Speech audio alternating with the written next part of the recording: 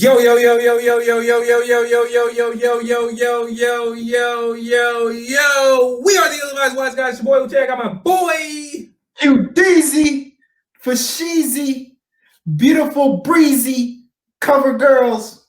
What's up? Happy New Year, brother. Happy New Year, my G. Happy New Year, my boy. In the words of J. Cole, and Boss now. My boy. Yo, that shit sounds so tight. I don't know why. My boy. Yeah, anyway, what are we on, man? This is episode 91, if I'm not mistaken. Yes, it is. Yeah, man. 91. Yeah, man. We got a new setup for you. 91. Yeah, we got a new setup for you guys. As you can see, we got our logo in the top. I just want to point all this stuff out just so you guys can like peep how we're elevating. I don't even know what direction it is. I think it's over there, but whatever. As you can see, we got some banners as well. Follow the pod on Instagram. We are going up over there. We got stories. We got videos. We doing interviews.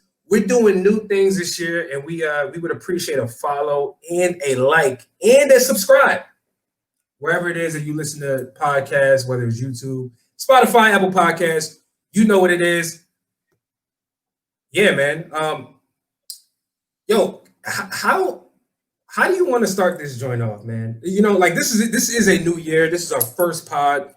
You know, does it feel like the new year is here, or do you feel like you left all that weight in 2020? Like, does it really feel like a new year to you? How do you feel about that? You know, I was like, all that weight was lifted. 2020 was gone. And then 2021 came around and we had a riot.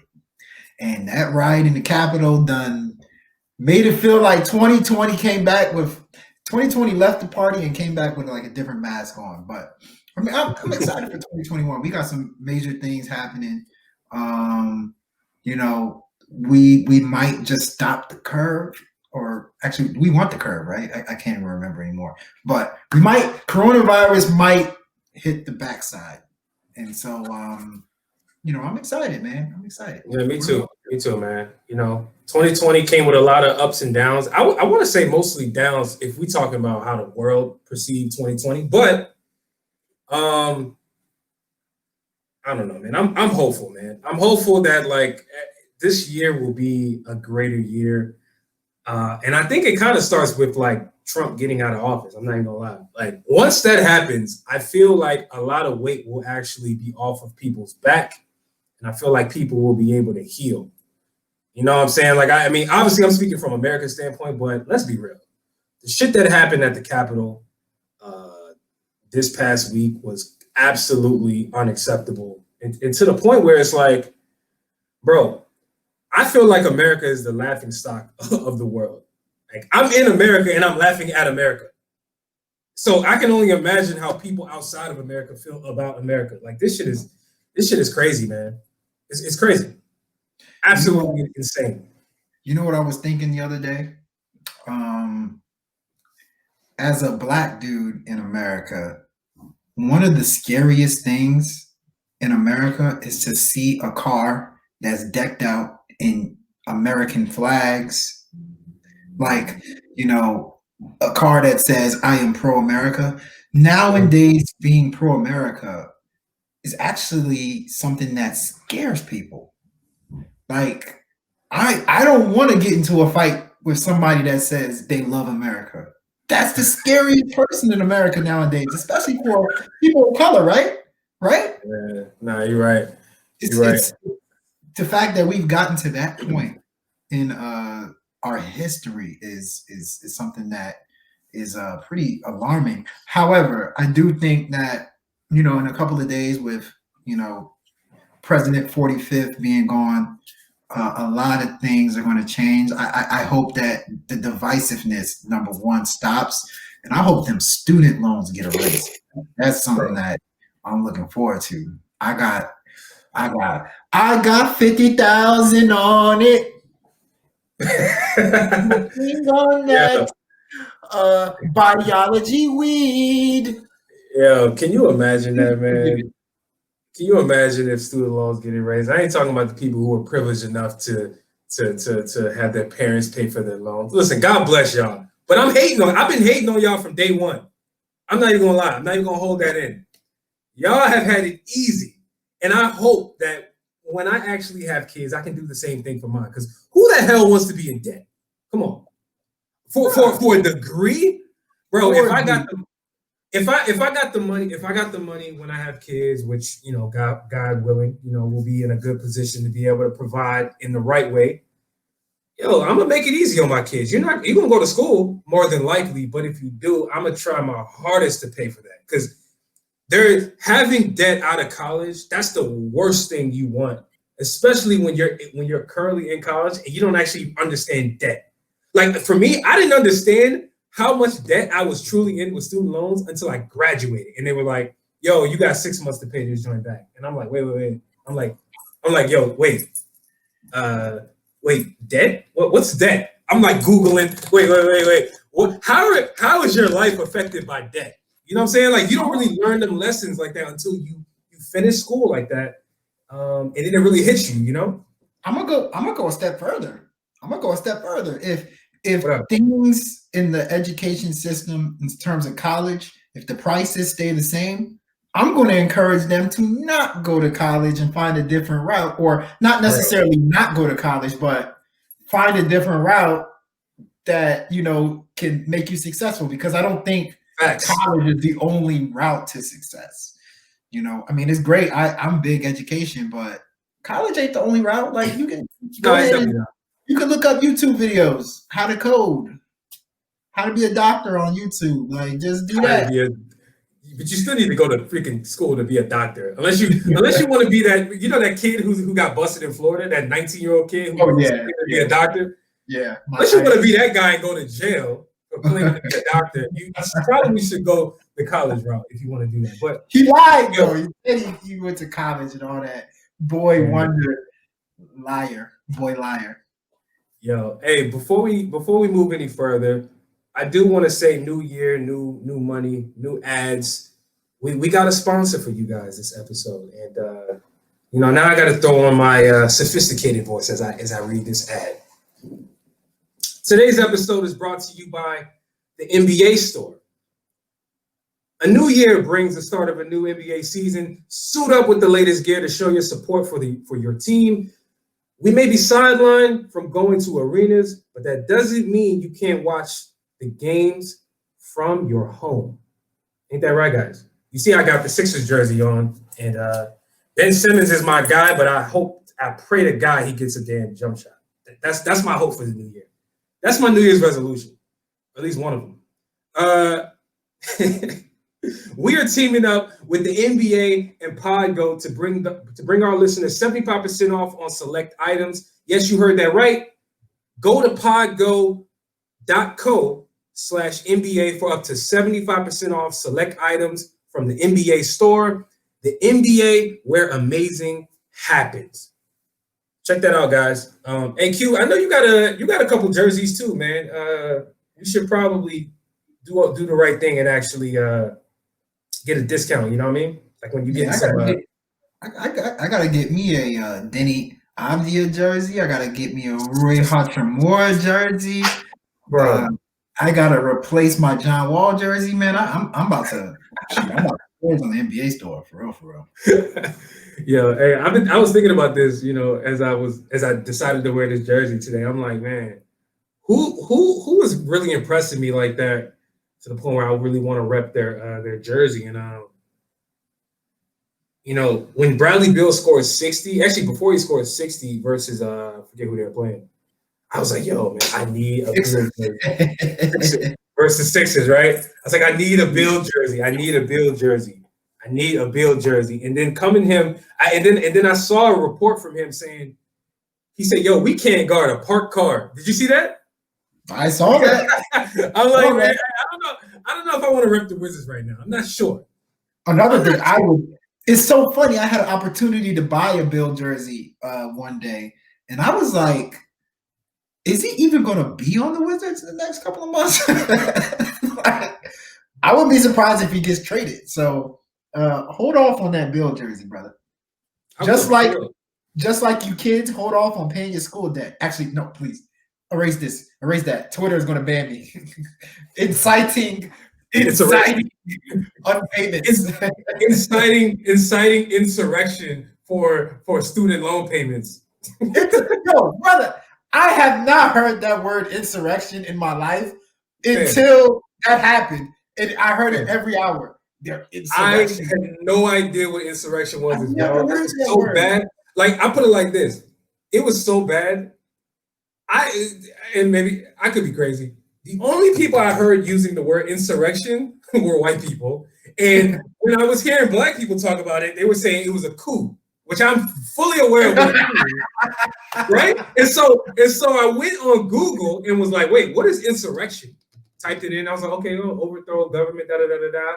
Under the words of similarities, coup was there. And I'm like, so y'all say the same thing? I thought it was like different. It's the same thing. Coup, insurrection. I ain't gonna lie, coup sounds much more menacing. Insurrection sounds like I need a parking fine associated. It don't sound like a serious crime. It doesn't. And you know, another thing that kept catching my attention was like white people calling other white people thugs. They're thugs. wait, what? White people are thugs? Like you call white people thugs for the first time in the history of mankind? He's a thug. They're all thugs. They're all angry mobs. They're domestic terrorists. Listen, hey, we are a music show, just for you guys' information. But so you're probably asking, how does we're not insurrectionists? We're not the ill-advised insurrectionists. Exactly. But we may be the ill-advised coup. I'm just saying. That sounds cool, actually. Anyway, I think we should start the show, man. I really do. Like we talked about insurrections enough. I think so. I don't want to go to jail for saying that too many times. So but before we start the show, we actually got a paid promotion snippet from a good guy, good artist. You know, check this out. Fuck it, let's get it in. Wait! Baby, I'm a mentalist. I need $1 million on my penmanship so I can take my homies to the dealership and let them benefit from all my ignorance. Goddamn, why you think I do this shit?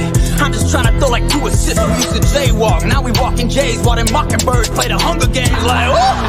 You done seen the talent, I've been screaming about it. I cannot be silent till my click is wildin' on a scenic island where the weed allowed it, then the growth the finest.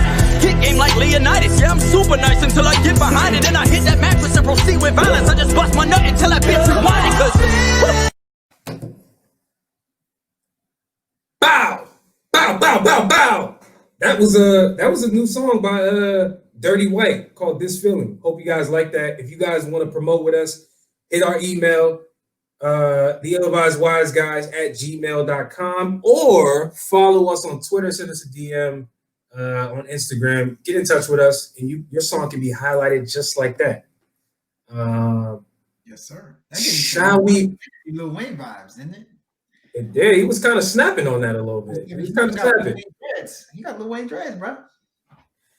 He does have Lil Wayne. He got Lil Wayne dreads back in like 2010 though. You know, back when like Lil Wayne was kind of like going crazy with this. Now Lil Wayne got like old man dreads. You seen Lil Wayne dreads now? I think they said. Dude, Lil Wayne's joint is like he like balding at the top. You know what I mean? Yeah, I heard. Weird. He's showing his age, man. I never thought the day Lil Wayne would get old, but we're here.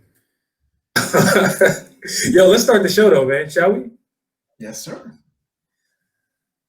All right. So the first topic that we have to talk about with you guys is your boy Playboy Carti. He dropped an album right before the new year hit called Whole Lotta Red. Q, you and I, we talked about this before on the last episode of our expectations. The album has came and went now, came on Christmas Day. You've had time to sit with it. You've had time to live with it. Hopefully well, I'm assuming. Maybe not well if you hated the album. I want to know your thoughts on what the album said to you. If you thought the album was good, did the album live up to the hype? Man, talk to me. Let's have an open convo about Playboi Carti, Whole Lotta Red album, because I know a lot of people hated it online. They was going at him. They were calling it Whole Lotta Trash, Whole Lotta Mid, Whole Lotta Ass. I heard it all. I heard it all on Twitter. What do you think about it, though, man? So first and foremost, I think astronomical expectations were placed on the album, and for whatever reason, I have no clue. But do I think it lived up to the expectations? Hell no. But I also don't. I think it was set up to fail when it comes to the expectations. Now, when it comes to the music, what do I think of it? So I'm gonna be the first to tell you that I'm not a major Playboi Carti fan. Now, majority of the music that I listen to him is from features. Like he's been on Drake's album, he's been on Lil Yachty's album recently, and I like the cartoonish energy that he brings to songs. But to tell me to listen to 24 songs or 25, I can't remember, one of the mid-20s of Playboi Carti, that's a tall task. I'm not gonna lie. What I found interesting about the album is that there were moments in which he shined. There were moments where he pushed aside his, wacky persona and instead like gave us solid trap hip hop music. And then there was moments where I don't even know what the hell he was doing. Some of the standouts on the album, Sky. What's another standout? Help me out here. There was I thought Vamp Tales or something like that. That was a pretty decent song. My favorite song. I was a fan of Metamorphosis, Kid Cudi. I thought Kid Cudi went nuts on that song. Kid Cudi went hit. Kanye too. He went crazy. Kanye, Go to the Moon. Kanye had a very good verse. My favorite song on the album was Bino. Bino to me was the one song where I was like, I don't care who made it. This is a good song. But for the most part, if you're measuring it to his expectations, it failed. Mm-hmm. But if you're measuring it to what he usually does, I thought it fell in line with what he usually does. Oh, man.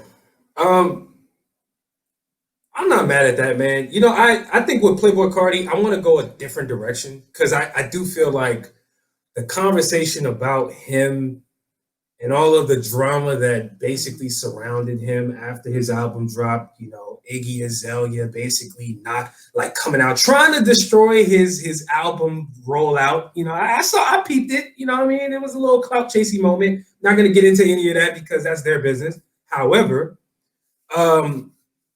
we talk about music, so I'm gonna stick to that. I think that the album as a whole did two things for me. Number one, it confirmed that if you are a fan of Playboi Carti's music, and I don't mean like a casual one, I mean like if you are a part of his core fan base, you are a part of a different type of listener of hip hop. Like you're in a different generation because he doesn't do anything amazing to me. Like, on the last show, right? I talked about Kid Cudi, right? We reviewed Man on the Moon 3, and I was specifically talking about Kid Cudi Superpowers, right? And I was like, yo, I feel like, this is my personal opinion, I say, yo, I feel like Kid Cudi's superpower is his ability to make people feel, make people resonate to like that struggle of having anxiety. And of course, he's extremely musical because he brings a lot of things to the table. He hums, he harmonizes, he brings melodies. He does a lot of things that I think we can justify and say, this is why Kid Cudi is dope. I think the problem I feel with Playboi Carti at this point is that there is not much that he does, technically speaking, as a rapper, that I can legitimately stand on and really understand and say, okay, that's why he deserves the hype that he's getting. That's why he's the man. That's why. It's what he does here. I'm not certain if he does anything that's that tight to me that really garners any type of the type of hype that he's been getting these last couple of years. He's just a hype artist. He's somebody who brings the energy. And then also, like, he just sounds like a broken record for the majority of his songs. Like, let's be real. The repetitive rap, right? The mindless looping of hooks. He's saying the same thing over and over, bro. Like, I'm not a fan of that. I'm gonna just call it what it is. To me, it's lazy. But I do want to give the album some credit, even though I'm trashing it a bit.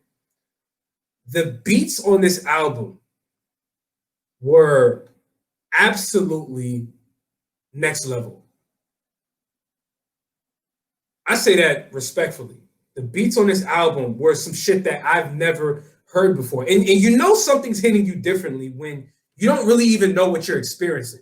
There were plenty of songs on here. When I heard the album for the first time, I'm like, bro, I've never heard a drum hit over here like that. I've never heard the synths in the beat hit like that. I've never heard certain arrangements in the production like I did in that album. So I'll give him credit on that front. And maybe that's the Kanye influence. Kanye was executive producer along with a couple other notable names, but I don't know, man. I don't know what to make of the album other than musically speaking, this album was garbage. I think it warranted the trashing that it got. It was hype-based mainly. And we should not really, I don't think we should really look at Playboi Carti as a premier artist at all. And anybody who does, I need to understand what is it about Playboi Carti that you really feel he does extremely well? Because I'm yet to hear anybody hype him up and really say, yo, Playboi Carti is the best at this. Playboi Carti is top 3 at this. What does he do? Explain this to me, Q. You may have some more insight. So, I mean, when you talk about music, like, there's different things that music does, right? Sometimes music makes you want to get hyped up. Like, music makes you want to go to the club. Maybe you play it for a pregame. Then certain music makes you feel better about a heartbreak. Certain music makes you, certain music is just good. You just want to listen to it. You like the melodies and all that stuff. And then there's, music that's artistic. I think Playboi Carti wanted to go the artistic route. He wanted to show off his Van Gogh, his, what's the other guy that makes weird, Picasso. He wanted to go the Picasso route of music, where unexplained sounds, unexplained pitches in his voice, like you said, certain ways the instrumentals flow and the beats hit. Like, I think he really wanted to go his artistic, and then just to add a little trippiness to it, trippy route. So I'm not as crazy as it sounds, as ridiculous as it may sound. I'm not sure he was looking to make good music. I think he was looking to make artistic, trippy music. And so I'm not going to completely trash him. I personally don't like the album. I know you don't like when people say that. I personally do not like the album. It's not for me, but not for me part. Yeah, not for me. But I can see where somebody can look at it and say, "Oh, I see.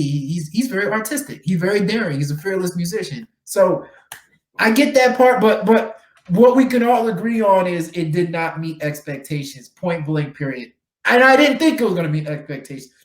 Like, people were expecting this album. They were waiting for it to drop more than they were waiting for Jesus to come back to America, like to the world. Like, that's the anticipation for this album was ridiculous, outrageous. And I was just sitting in the back like, what's going on? But with all that being said, I didn't think he actually sold as well as I thought that he should have sold. I think he pushed like 120K.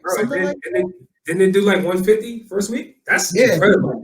Cardi, what are you talking about? That's really good, but I mean, for the hype, Popeye's chicken destroyed Twitter, and they sold billions of chicken sandwiches. Yeah, but that's Popeye. Media. Popeyes is a staple in the culture. Playboi Carti is not. Don't you dare compare the two. All right. We need to knock that off. That's not Popeye's Chicken does. a horrible comparison. Popeye's Chicken had to literally say we don't got no more left. Like we can't make Popeye's chicken sandwiches for the next 3 weeks because of social media. You know what I'm saying? Like, how come Playboy Cardi ain't running out of albums?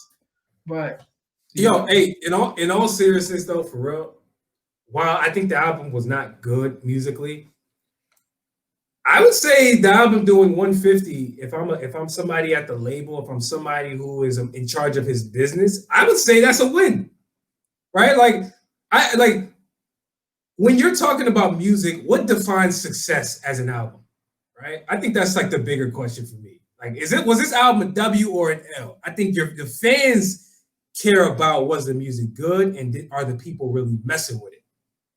But if you're Playboy Cardi and you're the business people that's behind Playboy Cardi, if it did 150 first week, I feel like it did its job. It did its job. Well, that's just my sneaky suspicion. So let me ask you something. Like, you know, me and you may have to come for some of these people's jobs, some of these executives' jobs. You forecast, right? Every time an artist is about to drop something, they forecast how much they think it will sell. They forecast the impact it would have. So, as you know, and I know, this album was pushed back to high hell. It was always pushed back.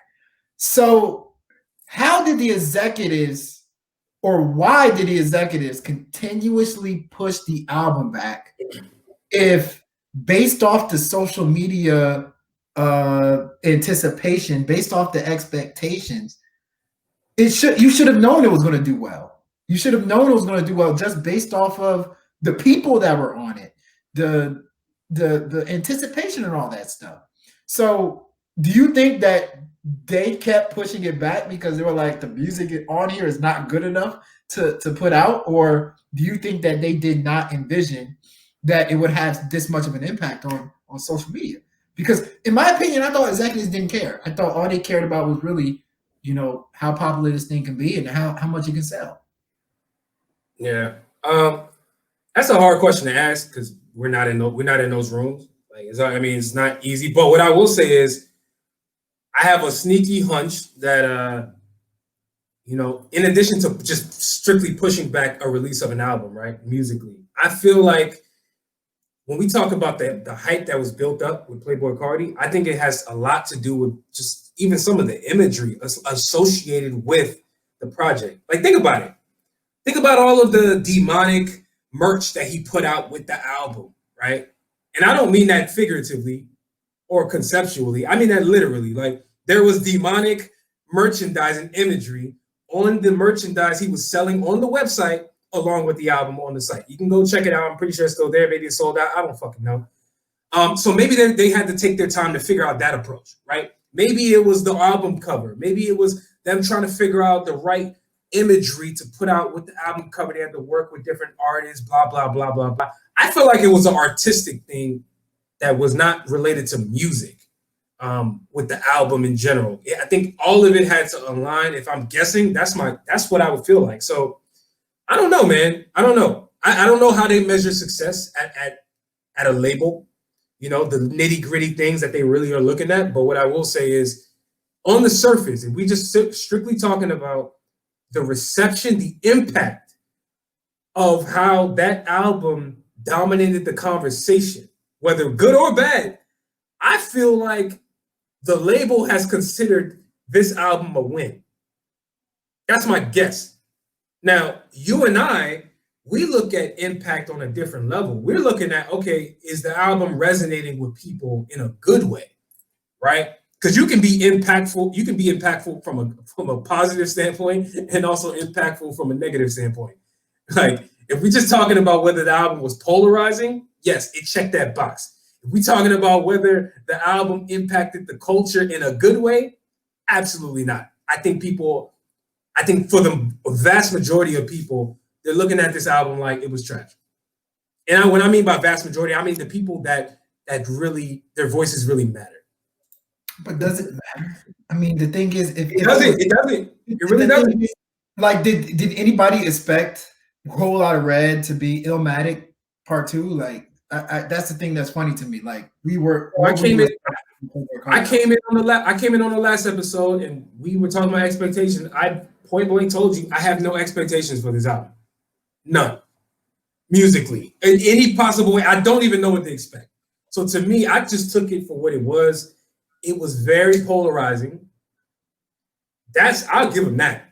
He found a way to cut through and really make people care about his music. Now, you can care for the worse or you can care for the better. That's kind of where I'm at, is what were people saying? What was their takeaway? And I feel like the overwhelming majority of people did not give a fuck and they thought it was trash. And all of those streams that equated to 150 first week was people wanting to see what it sounded like. That doesn't mean that people actually was like, "Oh, that shit is so fire." It was the demand. You know what I'm saying? Yeah. No, yeah. Man. We all agree on that. I don't know, man. We talked about Playboi Carti enough. See, look, he made us care so much that we spent 15 minutes on him right now. Hey, man, nothing to talk about. No. Next topic is a good one. Is Tory Lanez being blackballed? Let me help you before I pitch it to you. Let me help you with this story a little bit. So recently, Tory Lanez had a Instagram post in which it showed a picture of him and the baby. It looks like they were exorcists performing an exorcism on some girl in a bed, and that sparked uproar from Megan Thee Stallion and her hotties. They all went on Twitter and said, "The baby, why are you working with Tory Lanez? I thought you had a great relationship with Megan Thee Stallion. You guys have a whole bunch of songs together. Blah, blah, blah, blah, blah." Megan Thee Stallion even came out and said that song was made a long time ago. It's not even cleared. And I'm still rocking with the baby. We have a video for our upcoming song coming up. So is Tory Lanez being blackballed, brother? Like, is forces trying to stop this guy from succeeding? You tell me. Forces. Yo, hey, we got to start putting identities on. We got to start putting faces to some of these terms. Like when people be like, "Yo, is Tory blackballed?" Okay, by who? Because I know who we mean when we say blackball. We're talking about like the powers that be, the labels, the radio, all the people who select playlist songs, da da da da da. I think if those are the people we're talking about, absolutely. It's clear to me that Tory Lanez has been muted, from the conversation. And you know what's crazy is in the midst of all of the drama that has happened all throughout 2020 with these two, Megan Thee Stallion and Tory Lanez. Tory Lanez put out the controversial album, Daystar. He followed up that album with visuals that really got people really talking. He even dropped an album. I forget the release date, Q. Did it come out did it come out late last year or at the top of this year? That 10-song project that Tory just put out. You know what I'm talking about? That's a good question. That was early last year. You mean late last year? Early last year. Maybe like March, but let me give you an exact date on that. No. I'm not talking about the new Toronto. I'm talking about the 10-song project he just put out with that song called Motorboat on it. It just came out. That was last year. Okay. All right. So exactly. So he put that album out, right? And yeah, he's back on his rapping shit. And do you know how much that album did first week? Just guess. Not good. It was pretty bad. Like, and I don't think that goes to any surprise, especially given the conversation we're having about being blackballed. And so, look, the album did 10,000 units the first week. For Tory Lanez standards, that is a clear indication that the demand, the way his music is being highlighted has completely shifted. And I will directly associate that to his situation with Megan, the court trial that is still pending. And so, yeah, if we ask in the question, you want me to give you a direct answer, 100% Tory Lanez is blackballed. Do I think it's fair? No, I don't. I'm gonna be real with you. I'm gonna just come out and say it. You know, if let's say the baby actually wanted to work with Tory, right, and that was not an old song, does that make Tory a bad person? I'm sorry. Does that make the baby a bad person? Does that mean he's automatically siding with Megan Thee Stallion in this regard? I don't think so, man. Like, I've come to the conclusion with this subject that we have completely had an absence of grace, and you know, we prematurely demonize people, right? We prematurely take food off of somebody's plate. We prematurely back somebody into a corner, and that's not me taking Tory's side directly. I'm just simply saying, bro, we don't know what happened. So why is it that we as a society cannot just wait until the facts come out before we make these decisions on people's career, right? We're not gonna sit here and act like Tory Lanez was not one of the top artists for how many years before this situation. We're not gonna sit here and act like Tory Lanez wasn't on every playlist. He wasn't dominating the radio airways with features and his own songs before this situation. But it's clear to me that Tory Lanez has stood up for himself and said, yo, man, I can't wait for the facts to come out. Y'all are going to be so wrong. Let's take him at his word if you want to. Let's act like, let's just assume this man is telling the truth.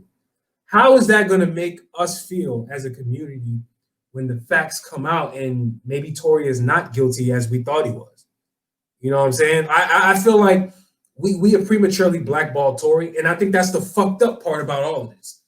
And so it puts people in the corner like Megan Thee Stallion. It puts her fans in the corner. They're going to go after anybody who's aligned with Tory Lanez who wants to make music, right? It's going to put them people in the corner too. I just think the whole situation is fucked up. It's fucked up. It's fucked up. But I get it though. While I'm saying it's fucked up, I get it because that's what we do as a society. We make assumptions and we act like we have all of the facts, and then it's like we can't help but to pick a side. I feel like that's what people are doing. They're picking a side even though they don't have all the facts. That's the fucked up part. But Tory Lanez is 100% being blackballed. Let's make no mistake about it. That's what's happening. And that's the reason why he's no longer on any of the major playlists. He's no longer on Rap Caviar on Spotify. You ain't gonna find his shit on any of the premium playlists, which is how these artists be getting all these damn streams in the first place these days. What do you think about this, man? What do you think? I was definitely paying attention to you, by the way. I just wrote down some notes. I feel like this topic needs some notes being taken. So do I think Tory Lanez is being blackballed? Of course he's being blackballed. It's obvious. He's being blackballed on social media. He's being blackballed by artists. He's being blackballed by bloggers. He's being blackballed by streaming platforms. He's being blackballed. That's obvious. But the question is it fair to blackball him, right? So you know how I feel. I've already said it. You know how I feel about the whole situation. But let's just put it this way. If Tory Lanez did what he's being accused of, that is really bad. If Tory Lanez did, if all the accusations come out to be true, if Tory Lanez gets on Maury right now and it does a lie detector test and they say that he shot Megan Thee Stallion, that is really bad. I was saying to myself, I was like, it's funny how people judge other people. You know that whole saying that our parents always used to say, don't judge somebody else, only God can judge me? Because I'm sure you did stuff just as bad as Tory Lanez. I'm like, you probably more than likely did not do anything that is just as bad as what Tory Lanez is being accused of. So, there's that. Some of the words that I brought up were accusations, forgiveness. Now, given the whole situation, are people ready to forgive him, or are people ready to look past some of the things that he did? I don't think so yet. Like, this thing is still fresh. This thing is still trying to be sorted out. I think one day a lot more people will be willing to forgive him. Some people are never going to forgive him. even if he is deemed not guilty, I don't think people are going to stop demonizing him for this situation. So that's what it is. Another thing that I brought up that is nobody really wants to talk about is the fact that Tory Lanez is an unlikable guy. Nobody wants to bring that up. He's a very unlikable guy. I'm not saying I don't like him, but like that's kind of the persona he gives off. He says, I got all this money. He says, you know, I'll slap you. I'm doing this to his girl. Like if you listen to his latest project, Loner, right? I was alarmed at how much, you know, savagery he was talking about, especially to women, right? He was talking about, yo, I got this girl's doing this girl's doing that, like forget women, blah, blah, blah. I'm like, bro, do you know what you're being accused of? Like, he is a very unlikable guy, so it's easy for people to want to blackball him. Now, like, if this guy was I don't know, who Justin Bieber or something like that, and he was being accused of what he's being accused of, it might be a little easier to not feel bad. But go listen to Tory Lanez and what he, even still to this day, when he gets on Instagram and some of the stuff that he does, he comes across as very unlikable. So coming from an unbiased point of view, and that's what I try to do. That's what you try to do. Coming from an unbiased point of view, and I want you to help me out in this activity. Tell me if this is some F-boy / F-girl stuff. If this is right, or if this is justified, or this is flat out wrong. So I'm going to give you situations that's happened to Tory Lanez. Once again, is that some F-boy / F-girl stuff? Is that justified? Or is it just flat out wrong? So number one, JoJo and Kehlani taking him off of their songs. Is that an F-boys thing to do, F-girl thing to do? Was that justified, or was that was wrong, flat out wrong? Given what we know, meaning which is not much, if we're going based off the allegations, yeah, sure, they should take him off because it looks bad. They're women. They should stand with women, and so I get it. I'm not mad at that though. Take him off. Go ahead. Okay, justified. All right, that's one. Politically speaking, I understand why they would take him off the song. I get it. Okay, that's fair. Number two, Tory Lanez being removed from Spotify temporarily. He said that Spotify temporarily removed Loner, and then I guess they put it back. What is that? Justifiable? I saw that. I think that's some fuckboy shit on Spotify's part.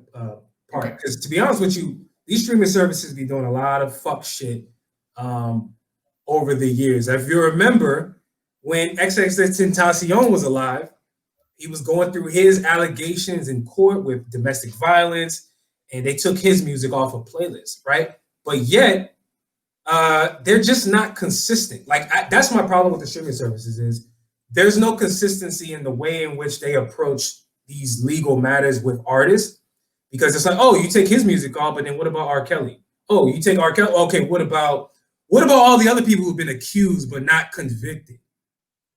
Right? It's a slippery slope when you start getting into that combo, but in general, that's some fuckboy shit that Spotify engages in. Don't take his shit off Spot. Don't take his shit off the platform. I understand you don't want to add extra promotion, so you take him off the playlist. I get that. Don't take it off the platform. That's fucked up. Okay, that's fair. That's fair. All right, number three, bloggers deciding not to write about him. What is that? Well, see, this is the tricky one because, as you know, we are bloggers by definition. With the podcast we're doing here, you with Ratings Game and what you do over there, you're a blogger in that medium with the writing.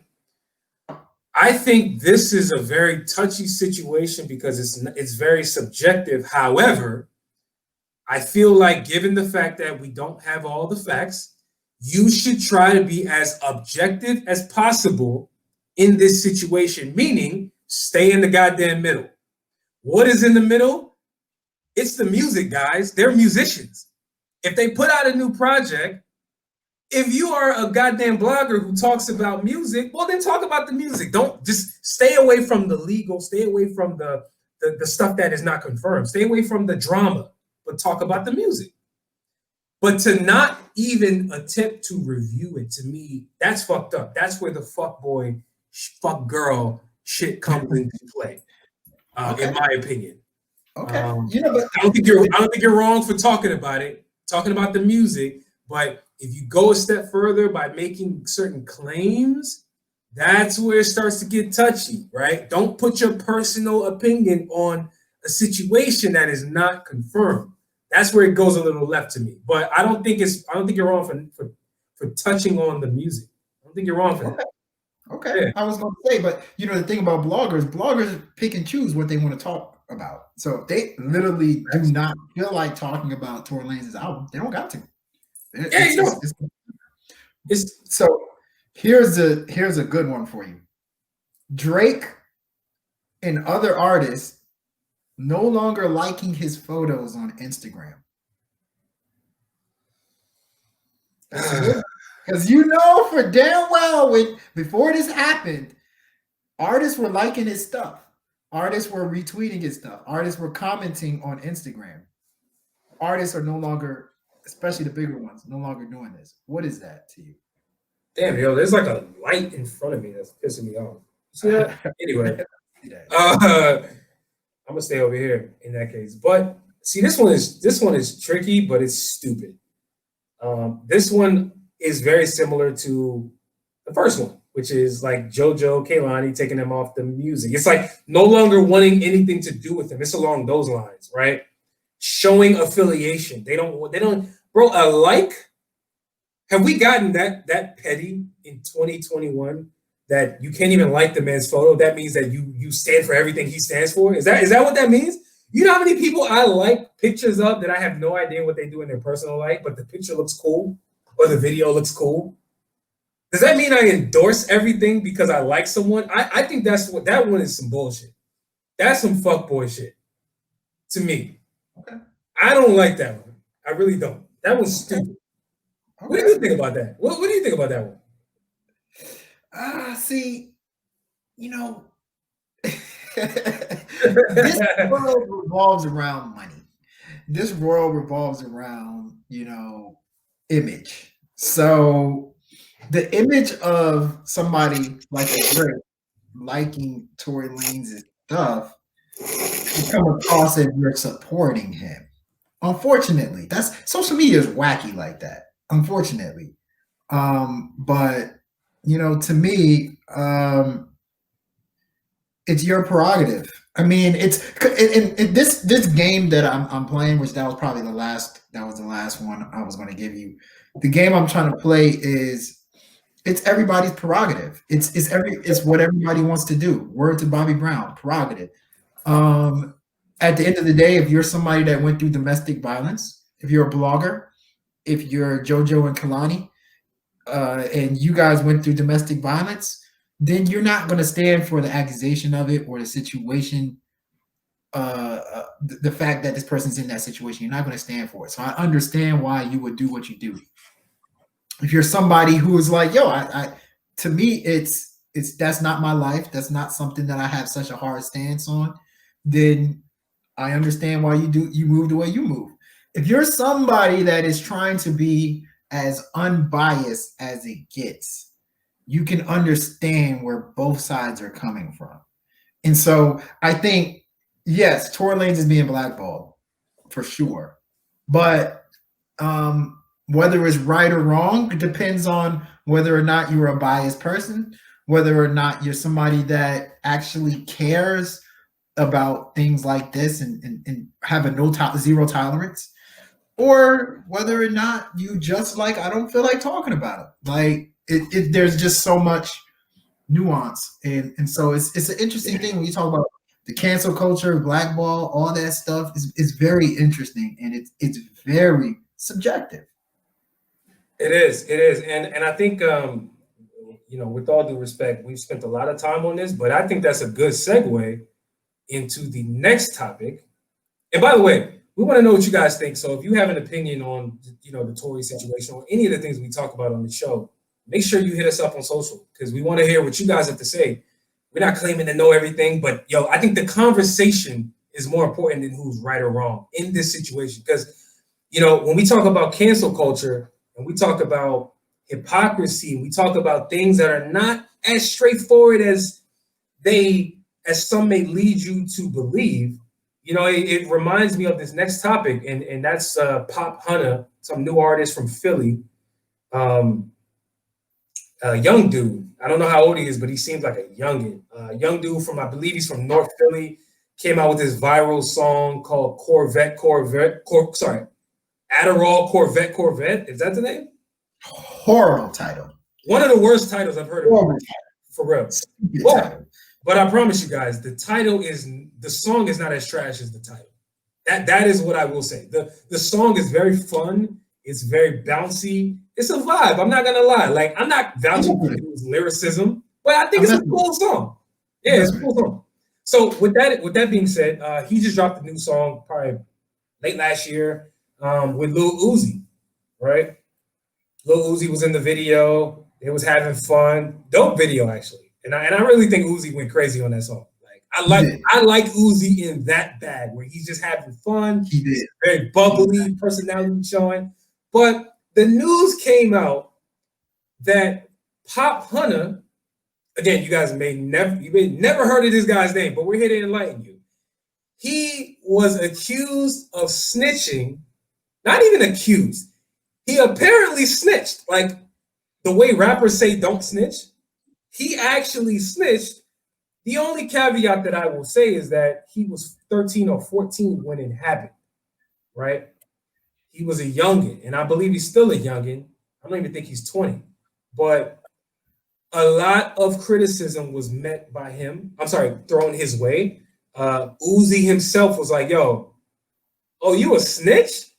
Take me off the song that I just blessed you with. I don't even want to be a part of this shit. Take me off, right? Other rappers talking about, that's what we can't have. We can't have snitches in rap. And this conversation reminds me, and it really goes down to a convo that I've been wanting to have with you on this show for a very long time. And we've touched on it a little bit with the Tekashi shit, right? But it's more along the lines of, why is there such an obsession with rappers and snitching or not snitching, and how that makes you real or not real? Because over the last couple of months, I've heard a lot of rumblings about other people who have been snitches at labels. I'm not going to name any names, but what I will say is at Rock Nation, apparently there's this lady who is a confirmed snitch, but she's part of management. She's a part of the CEO group, right? But there's plenty of street artists that have been signed to Rock Nation. So why doesn't the snitching shit carry over to business people, right? Like, because if you're a real artist, right, and you're a dude who really cares about snitching, shouldn't you carry that same energy to the people you're signed with, that you're getting money with at that level? Or why is it that they only care about it at the rapper level? It's like, we don't have a problem with them, but like, if you're a rapper, no, you can't be affiliated with none of that. What do you feel about that, man? Like, first and foremost, do you think that Lil Uzi should have really taken himself off of this song, really been requested to be taken off of this song? And then also the bigger question is, why is it that artists care so much about snitching? So, thank you for the question. Your host, Your Honor. Thank you for the question. Give me 1 second. I've been approved by QD for my question asking. Yes. Yeah. So here's the thing. The reason I said give me a second is because what I wanted to do was look up the lyrics to Adderall Corvette and his verses. All right. F all the ops for real. Yeah, I'm dissing you. I drop a bag on your head just to get rid of you. I ain't ducking no action. You gonna get rid of who? Me and Tay sliding on dudes, and we got missiles too. All right. All right.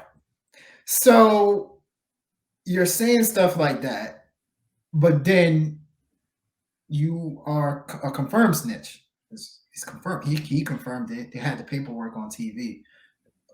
So my thing is, I see both sides of the fence here. So number one, at 13, 14 years old, I think the story is he saw that his man's got shot and killed. And so police took him in, and I guess he told on somebody. I don't know, but that's what I believe is the story. Yeah, that's the story. So his man's got shot and killed, right? And he basically offered information to point the police to the right person who did it. Yeah. By definition of how the rappers say snitching, that's a snitch. You offering information. Allegedly, I don't know. Allegedly. I mean, but there's paperwork there. But, for me, I'm always like, one thing about hip hop, going back to the whole Tory Lanez word that I use, is, hip hop don't be having forgiveness. Like music in general, you can make a mistake at 9 years old. Like if he snitched at 9 years old, are you going to be like, yo, man, F this dude, he snitched at 9 years old? Like the decision making of a 9-year-old is going to have an impact on your career or how you moving forward. Like you ain't getting no respect for what you did at 9 years old. Like I think there has to be some type of understanding, right? There has to be some type of understanding of somebody. Maybe they had a slip up in judgment. Maybe they were scared. They were terrified. He claimed he was scared. He said that he was terrified. He didn't know what to do. He was never been in that situation before. And so he did what he thought was right at the time that a 13, 14-year-old would do. I'm not about to sit here and associate a 13, 14-year-old and hold him accountable for what he did at 13, 14. I did all types of dumbass stuff at 13, 14 years old. I didn't do that, but I did all types of dumb stuff. But then at the same time, when you read his lyrics, it's like if you're gonna really live that street life, then there's codes to the street life. Codes that I don't care about, or maybe you don't care about, or maybe your average Joe don't care about. There's codes. When you start talking about you're gonna pull up on people, you're gonna spin somebody's block, you're talking about you got choppers, like okay, if you talk about all that and you really gully, you can't break probably the number one code in hip hop, and that's snitching. So I don't feel necessarily bad for him because of his content, right? But I do feel like, with this whole non-snitching thing, like there has to be some type of at least some type of leniency. Like if he's 9 years old, 10 years old, so you know what I'm saying? Like yeah, we gotta look, let me is there some type of okay, this person gets a coupon or something? I don't come on. Let me be more clear. Come on. He was a child. Bro, like you said, I couldn't even tell you the amount of trouble I got into as a 13-year-old that doesn't make me who I am right now. What the fuck? Like, let's be clear, man. Like, you're a kid. You're doing shit that you probably don't even know why you're doing it. Like, but I think this combo, I'm glad you said that, by the way. But where I've been wanting to take this conversation is somewhere different, which is, in terms of the way hip hop is set up, what I noticed over the years, and this is coming from somebody who loves hip hop. Like, I'm a fan of this shit. I come from it. I used to make music. Like, I love this shit. This is my first genre of music that I love. So, but that doesn't mean hip hop is not exempt from criticism, right? So let's be very clear. But what I notice is that this genre is the only genre in music, period. Go through all of the genres that the artists themselves has to be real. They have to represent every word that they say in their lyrics. It has to be 100% believable. And if you notice, R&B music is not like that. It's performative. It's kind of like movies, right?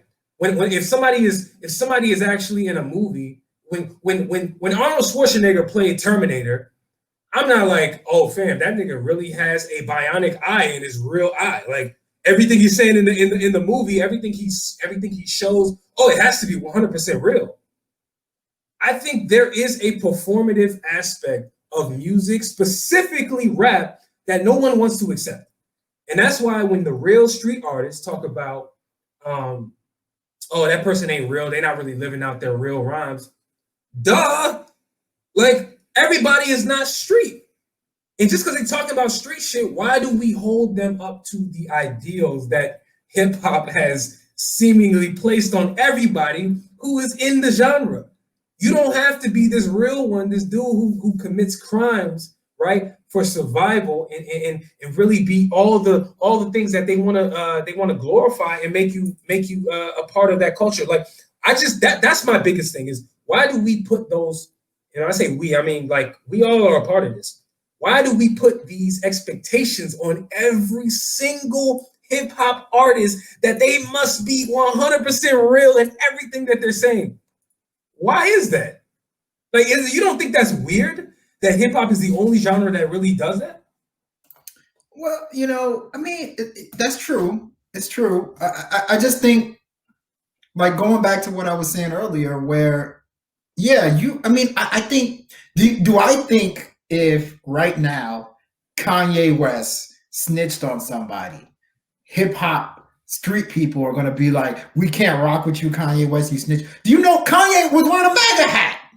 Like, he was still on 2 Chainz album. He was still on Playboi Carti's album. You know why? Because Kanye don't talk about shooting people in his music. Because Kanye don't talk about, oh man, I spin the block on his music. Like, at the end of the day, I'm with you. I understand, like, that hip hop artists are held to a certain standard, but you have to remember that's the street hip hop artists. That's the people that are over here talking about shooting people. Now, the other artist, Blake Shelton could snitch on somebody right now, and his record sales will still be the same. Like, Miranda Lambert can walk to the police right now and say Kelly Clarkson shot me, and nobody would care. I feel you, but here's the thing. There's street artists who are also in R&B. There's street artists that are in every other genre too. Like, have you heard the stories about Keith Sweat? They say Keith Sweat was a goon, like a straight up. He was harder than all these rappers. Jaheim will punch me in the face right now. Jaheim will punch most people in the world. No, you see, Jaheim's a big ass dude. Like Jodeci, them dudes in Jodeci, real street dudes, but they happen to sing R&B. Am I taking every word that they put out in their R&B love songs super to the T? No. Like, but if they talk about stuff like remember, like, it's one thing you can get away with. Hip hop has shown you can get away with stuff, right? Hip hop has shown you don't got to wear baggy clothes no more. Like Young Thug wore a dress. Every single hip hop street artist still wants to work with Young Thug. They don't care. But snitching to hip hop people is at the high. That's like the biggest sin, like, to them in hip hop. What I'm challenging, and I'm not a street dude. You're not a street dude. There's probably mad people who listen to our show who are not street, so we will probably never understand. But I'm just simply asking these questions that, to me, are very confusing. We're not gonna sit here and act like the street rules in hip hop are not confusing and potentially hypocritical in a lot of respects.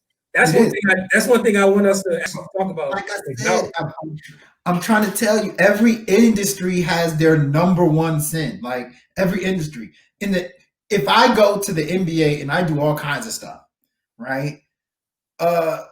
They're probably fine with it. But the number one thing in sports you cannot say is you are a cheater. If they call you a cheater, you can be blackballed. If they call you a gambler, you can be blackballed. If I go to the fashion industry and you do certain things there, they have their number one sins. Hip hop, street hip hop in particular, has his number one sin. That is snitching. You can't get mad at it because every single industry has their number one sin that gets you blackballed. The acting community. There's things. Did you know Whoopi Goldberg is blackballed? Did you know that from Hollywood? She's blackballed for something she did. What the hell did Whoopi do? I don't know what the hell Whoopi Goldberg. But have you seen Whoopi on a movie? She said she's been blackballed. So every industry has their. So has Monique. Monique said she's been blackballed. Monique has been blackballed. But here's the thing I do want to say. I think a lot of people on social media, they run with how the problem is social media to me. Social media runs with what hip hop people say. Social media runs with what Meek Mill, all these street people say, and then they're the ones that are saying, you snitch, oh, I can't run with you, you snitch.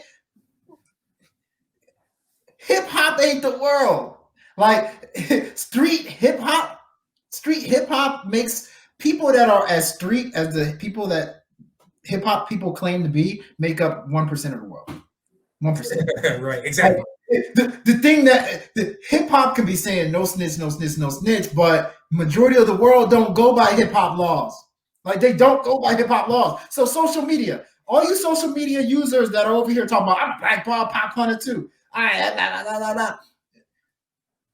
Be your own person. You not Meek Mill. Like you not all these street people. Like for all these people that think hip hop laws are what human beings to live by, that's not facts. That's not true. Like nobody lives by hip hop laws. Like I 100%. Yeah, I 100% agree with you. And then also just like to cap this convo off, I will legitimately say this dude's career is in jeopardy because of something that it just started. His career just started. He just started getting popping, right? Sort of. His career is now in limbo because if he is a street artist like he claims to be, and these street dudes who he wants to collaborate with are now understanding that's who he was at age 14, you better believe it's going to be hard for him to really be accepted in the culture in which he seemingly is trying to navigate through right now. It's going to be difficult by the laws of street hip hop, the laws that are in place, the 10 hip hop commandments. One of them, if not half of them, are related to snitching. It's going to be hard to work with the Lil Uzi Verts of the world, the babies of the world, all those people in the world, but I mean, I'm sure you can work with Bad Bunny, or you can work with somebody. You can work with Kanye or somebody who don't care about it. But I mean, it's really when this is what you call character assassination. Like when think about hip hop. I don't want to keep this going, but this is interesting. Think about hip hop and all of the accusations and all of the things that people have said about our favorite rappers, right, in the past. Jay-Z outed Prodigy, rest in peace, Prodigy. Jay-Z outed him on stage, said he was a ballerina, and he had pictures. You a ballerina, I got pictures I can show you, or whatever he said on there. Cameron was outed. They try to say that he was snitching. They try to say, allegedly. The Game was outed for being a stripper and being on Change of Heart. The Game got clout. Prodigy got respect. Keep going. Who else was outed?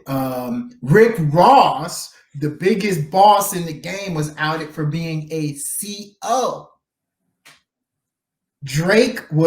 They trying to out Drake for being some actor that is not about that life or whatever. Everybody has something attached to this. With the blackface. Drake with the blackface shit. Drake with blackface. You can say Drake with blackface. You can say keep going. Nicki Minaj's body is not hers. 21 Savage really ain't from Atlanta. He's from the UK. Everybody, Tyga was on MTV being a fake hip hop rapper. Tyga's broke. Like everybody has something attached to them that you can claim should have been blackballed. Rick Ross, they claim it was a CO, a correctional officer. No. But see, a lot of these situations, if not all of them, they're not even speculation. These are confirmed. Rick Ross confirmed it was a picture. It was real. He was the CEO. It ain't no freaking debate. Like, we're not debating whether or not he was a CEO. We're debating whether or not we should care that he was a CEO. Has Rick Ross had a successful career? If anything, Rick Ross got more popular. He got 100%. More popular. So it's like all these people that want to be like, yo, oh my God, these rules, blackball this, blackball that. Your favorite rapper more than likely has something on them that will look bad. And you know what? We shall see, in a way to round this conversation out, we shall see how the Tory Lanez situation unfolds. At the end of the day, we shall see what happens with Popp Hunna. Maybe not even at the end of the day. We might even find out next week. Like, because I don't even know. Listen, this is pretty bad. I'm sorry. Like, this is one of the worst snitching joints that I've heard in a minute. Like, I think snitching is a popular topic right now. So it was bad timing. It was very bad timing. Who outed him? Who the hell found that? Hey man, bro, I don't know, man. Bro, you can end somebody's career by just having public records, like, bro. Right. All right. Let me get on this U.S. Department. Hey yo. At one point or at some point, they're gonna start getting illegal public records. Because like right now, if you go to court, you can get that record. That's a public record. Now. Yeah. Wait till they start getting. Wait till they start getting rappers' medical histories. They might find out somebody got hip replacement. Oh my, what? Yo, 50 Cent had 2 hip replacements. Oh, he ain't. I was going to say one of the biggest ones that people don't talk about. 50 Cent. They claim 50 Cent was a snitch. They claim that he was dropping dimes, right? 50 Cent. Like, that's true. Murder Inc. and them. That was. This is getting out of hand, man. This is getting crazy. Bro, listen, I don't give a fuck about this snitching shit. I really don't. And that's how I want to end the conversation off. I personally don't care who's a snitch and who's not. I'm just being 100% real. I'm not getting caught up in that street shit because I'm not in the streets, nor do I ever claim to be in the streets. So y'all rappers don't have to make me believe the shit you want me to believe. I'm choosing not to believe this shit.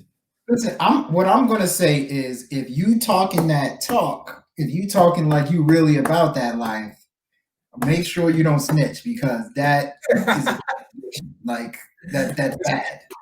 It's sad that you have to make that PSA. If you really about that life, don't talk about don't snitch. That's it. Yo, bro, let's move on, man. Let's move on. I think so. You want to kick this off? Next topic we got is the rise of the UK artists.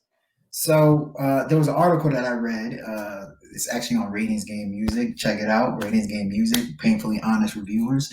It's an article that said that UK artists made up 10% of all the streams from 2020. 10% in the world. In the article, they point out the rise of Skepta, the rise of artists like Dua Lipa and Georgia Smith, my third wife. And they just also talk about how, respect for UK artists is just starting to rise.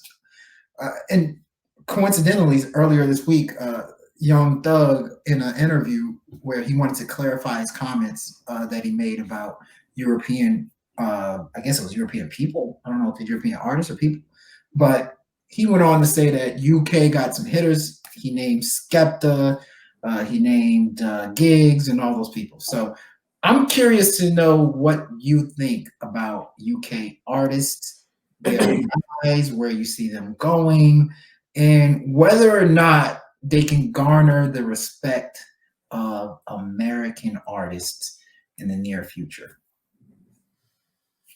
Great question and great topic. You know what though? What's interesting to me is that, you know, while it seems every country wants to aspire to do what Americans are doing, and I mean that respectfully. I mean everything from the music to the culture to even some of the food. You know, you talk to a lot of people from around the world, and they want to aspire to be who America embodies, right? I'll give you an example. This has nothing to do with UK, but it was funny to me. I found out about this South African artist named Casper Neovest like 3 years ago, right? Found out about this guy, and apparently he was dubbed and deemed as the South African Drake, right? Where I say that to say, bro, he literally sounded like Drake. He was rapping like Drake. The production he used sound like Drake. And he was as big as Drake in his country. Like, they looked at him that way. His name is Casper Neovest. He actually makes pretty dope music. But he has nothing to do with UK and America, for that matter. And what's funny is Drake is not even from America. That's neither here nor there. Which I know a lot of people know. But it's funny to me. You have to remind people Drake is not. You have to remind people Drake is not from the U.S. Yeah, there's too many, man. Usain Bolt is not from the U.S. But Justin Bieber, Tory Lanez, The Weeknd, bro. Like, there's so many people that are like popular that thrive in America that are actually not American technically, but you know, whatever. It's weird, but neither here nor there. I do believe that UK artists have a lot of freaking talent, and you know, you talked about some of them, right? Gigs, Skepta, you know, some of the people who have tried to really cross over in America, and they're kind of doing it successfully, but there's still a lot of room for growth. You know, one of the biggest artists in the UK is Dave.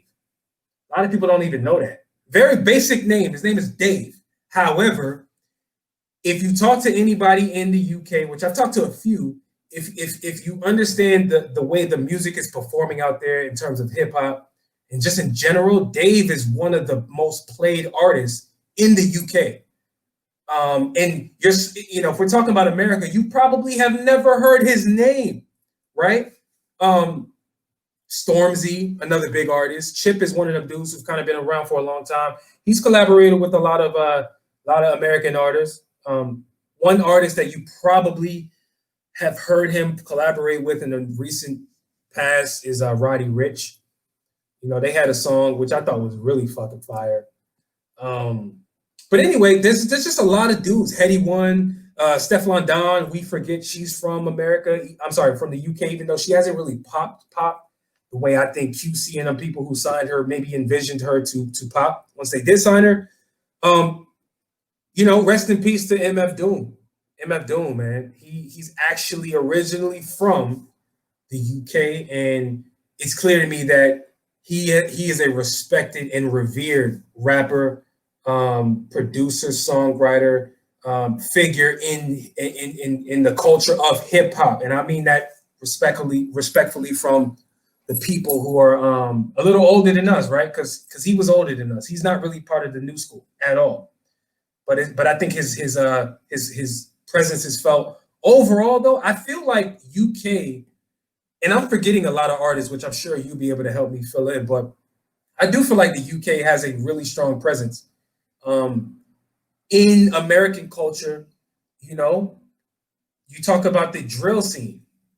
You know, it's argued that drill music started in Chicago, right?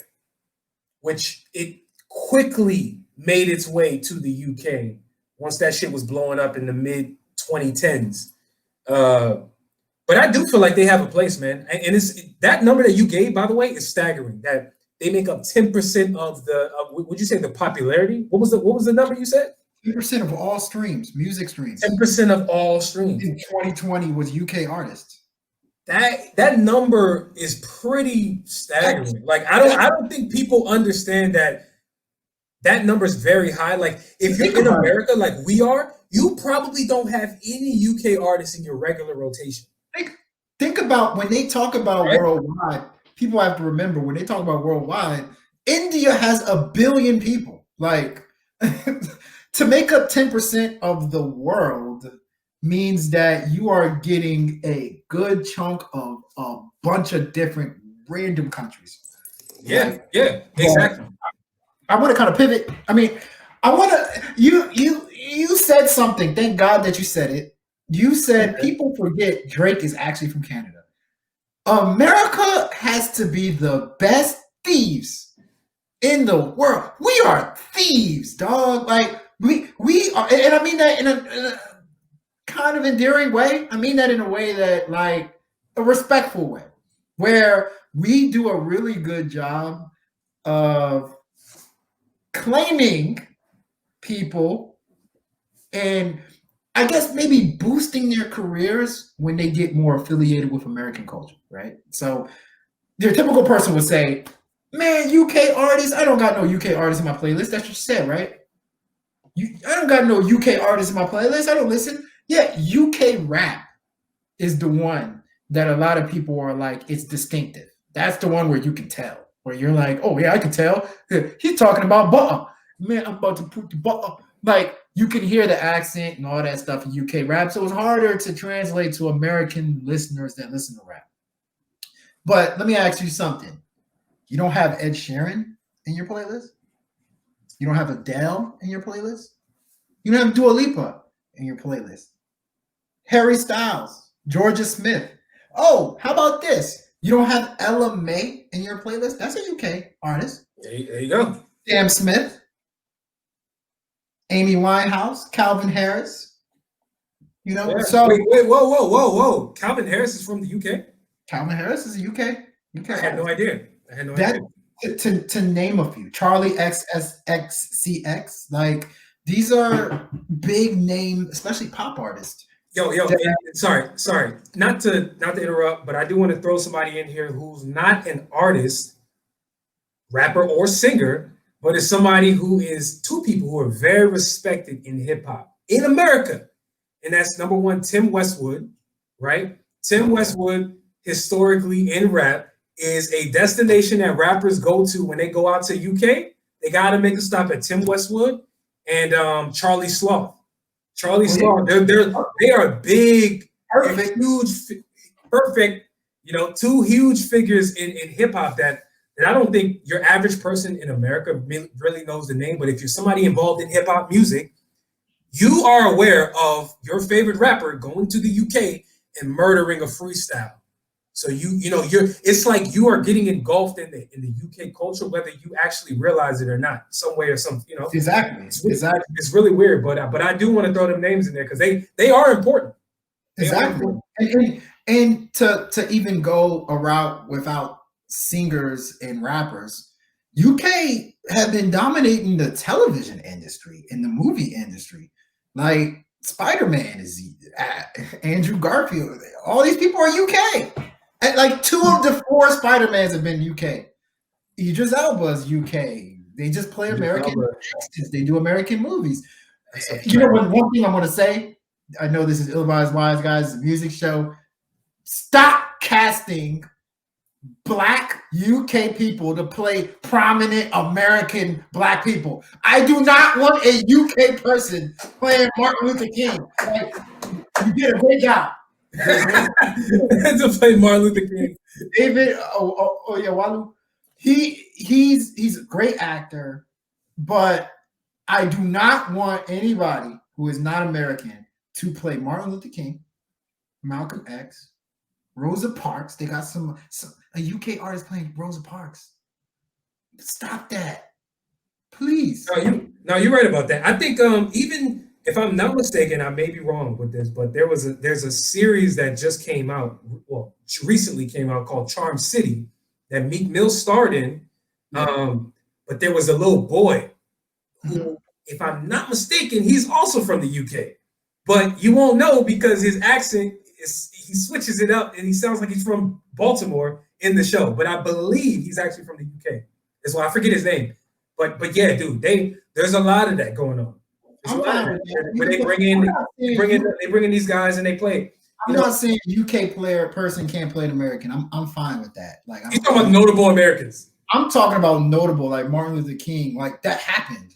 Like somebody not from America played Martin Luther King. Like that to me, I have a problem with that. But anyway, but yeah, I mean, I think UK artists, I look forward to in the next couple of years really like listening to UK music. I hear people are really enjoying it. Like it's something that's new. They're bringing a nice dope sound. They're moving hip hop forward, whether you like it or not. Like they're moving hip hop forward. But I'm going to be honest with you.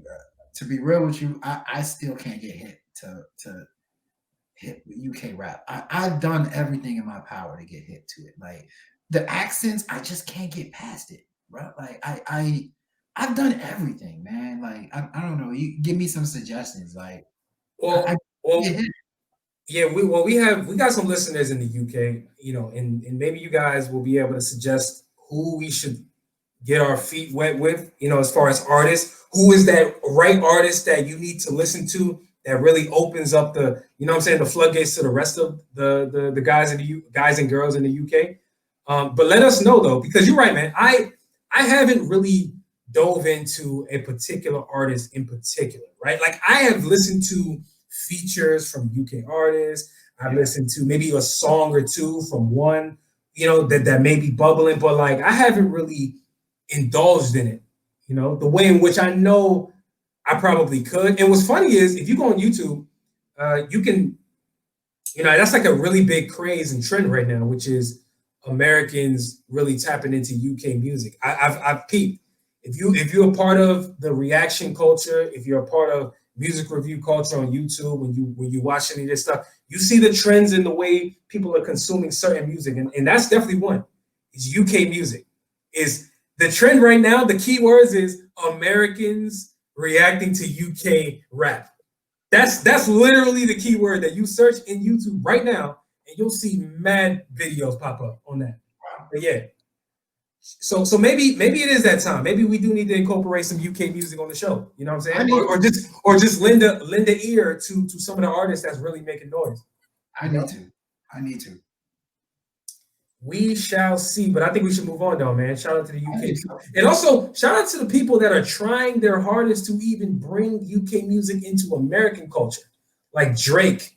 Drake is one of them dudes that's been adamant at like, you know, being a part of that culture, really collaborating with them.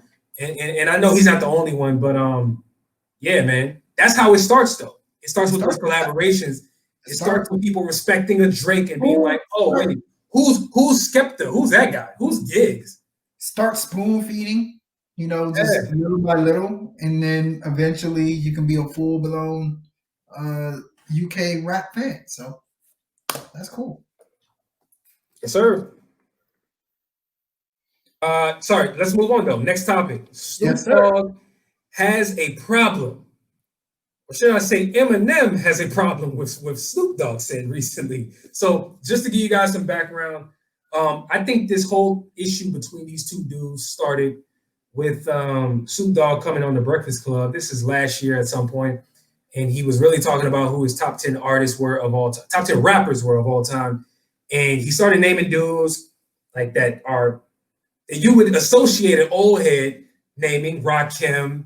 He started naming, you know what I'm saying, the typical people. And then if I'm not mistaken, somebody asked him about Eminem and he was like, he took offense to it almost. Like his tone kind of changed. He was just like, no, hell no. Like, I don't listen to Eminem. He's like, yo, who listens to Eminem? We don't respect, we don't vibe, we don't live anything that, you know, of what Eminem stands for. So there's no reason why he would be in my top 10.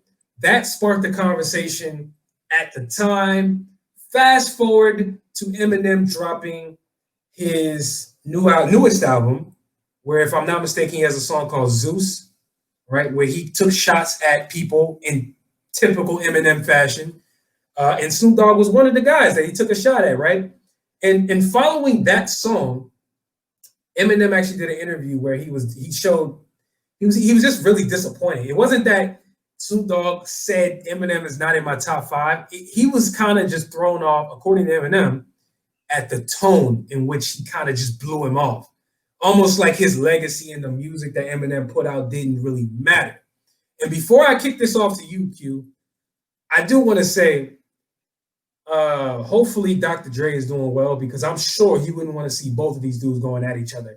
Dr. Dre is at the heart of both of these dudes' careers, and it's a damn shame that they're arguing in the first place over who is in the top 10 of Snoop Dogg's list. What do you feel? First, I got 2 questions for you. Number one, should these two just stop beefing and stop arguing over Snoop Dogg's list? And 2, where is Eminem in your top list of rappers? Because we talk about this shit, and I know the culture talks about lists all the time. And I know this is a hot debate, but I do want to get those 2 questions answered from you. So what do you think about this, man? Whew, that's a loaded 2 questions. So before I answer them, I'm gonna say this is what Eminem said on Zeus. The last thing I need is Snoop dogging me. Man, dog, you was like a damn god to me. Man, not really. I had dog backwards. Is that a dope line? I don't know if that's a dope line. Kids, tell me, was that clever? It was clever. It was witty. This is a dope line. Which Snoop said that was kind of weak. Is it weak? Is it weak? Is this a weak line?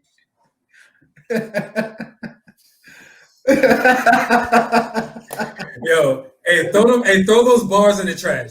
Let's be real. Throw those bars in the trash. But I do have some Eminem slander, not because I like slandering Eminem, but it's just the truth, guys. We just gotta accept certain things. Eminem be saying a lot of corny shit, and he masks it with his ability to rap extremely fast and rap in these pockets that a lot of people can't rap in. So when you dissect the lyrics, it's gonna be a lot of shit like that. It's like, I don't think that's really that tight. I think he purposely tries to be corny. But to answer your question, you know the thing about hip hop that is pretty funny? Hip hop rappers be the most sensitive people sometimes, man. The most sensitive people. Like, think about Eminem came into the music industry over here talking about killing his wife, over here talking about I'm the best rapper in the world. Dr. Dre is locked up in my basement. Dr. Dre is locked up in my basement. I hate my teacher. You say one little bad thing about Eminem, he cries. The whole music to be murdered by, he's talking about bloggers. Oh, bloggers didn't like my last album. It was trash.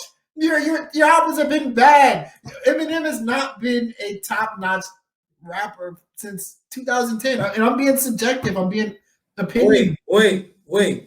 Before I let you get that off, was the album trash or was it not for you? No, bad. I'm not talking about music to be murdered by is actually pretty decent. Yeah, that's his other one, Kamikaze? Kamikaze was pretty decent. The one before Kamikaze. What was that one called? Recovery? You know what I'm talking about. No, man. Relapse. There was a string of bad Eminem albums. Like, it was justifiable to say that he was not a good rapper at that time. Like, the stuff that he's complaining about, it was justifiable. Look yourself in the mirror. Like, hey, bro, you talking about Revival? Revival, yes. Revival was the trash album. Like, the one with Ed Sheeran was on songs. But my thing is this, though. Nav will be the first to tell you he was trash at one point. Nav will be the first to tell you, I didn't think I was that good. I've gotten better. Critics didn't like my stuff. I get it. Eminem, you can't tell me Relapse was good. Like, you can't tell me Recovery was good. Like, you can't tell me a bunch of these albums that were not good were good. It's okay. Like in my lifetime, you know how many people told me I sucked at something? I've been told I suck at all kinds of things. Like you take it as criticism. Like you weren't at your best place. So what? So like to hear him kind of complain about Snoop Dogg saying he's not in my top 5. So what? So what? Like who cares? Like, but you know what though? And that's why I was very clear. If you listen to Eminem's interview that he did after he put that song Zeus and that album out, he said, "I don't care." This is what he claims. He said, "I didn't care that Snoop said I'm not in his top 10." That's what he said. But he said what I had a problem with was the way Snoop Dogg was trying to basically dismiss Eminem's impact in how his music resonated with certain people. All Snoop was saying was, bro, like, I ain't grew up in no fucking trailer park. Like, the shit he was talking about, I can't relate to wanting to kill my mom. I can't relate to wanting to kill my girl. I can't relate to none of this shit that Eminem made a name off of. So therefore, he's not in my top 10. And I can relate to that shit that Snoop said. That's one of my biggest criticisms about Eminem is that shit he says I can't relate to. A lot of times, the thing about these rappers, if you don't kiss their ass, they're mad at you. I'm not about to kiss your ass just to kiss your ass. Like, and then the day, like Academics said in his conversation with Meek Mill, he was like, with Meek Mill said, stop going to his site or whatever, stop posting me. He didn't lose no money. Like, he's at the end of the day, like, okay, I'll stop. But like, I don't got to change because I don't got to always say something nice about you to win. Like, bloggers, I'm gonna say you, me, everybody, critics, we got to tell the truth. That's the most important thing. We got to tell our truth. And our truth is your stuff was not that good. Like at one point, I will always praise you for good. Music's Be Murdered By is pretty good. I still think Eminem is a pretty decent rapper. We got to tell our truth. Snoop Dogg got to tell his truth. Yeah. Dr. Dre got to tell his truth. Everybody's got to tell their truth. That's their truth. Now, did he say it harshly? Was Snoop Dogg say it harshly? I would say it was a little. It was pretty harsh. It was pretty harsh. But I don't think it was harsh enough for Eminem to go on wax and say because Eminem said some pretty hurtful stuff. If you really dig deep into what he said on the lyrics, he said, "Last thing I need is Snoop Dogg in me. I looked at you like a legend." Nah, not really. Like that. These dudes have records together. These dudes have been seen together multiple times. So like, I always have issue with people going like in the future, going back in time, like trying to say, oh, like, one thing about The Last Dance, with Michael Jordan, in The Last Dance, he starts to find out, oh, well, Scottie Pippen didn't really get along with such and such. Michael Jordan didn't really get along with such and such. It kind of tarnishes my view of what the Bulls were back in the day. Like, when Eminem says a statement like, "I used to look at you as a legend," nah, not really. It kind of tarnishes the songs they did together.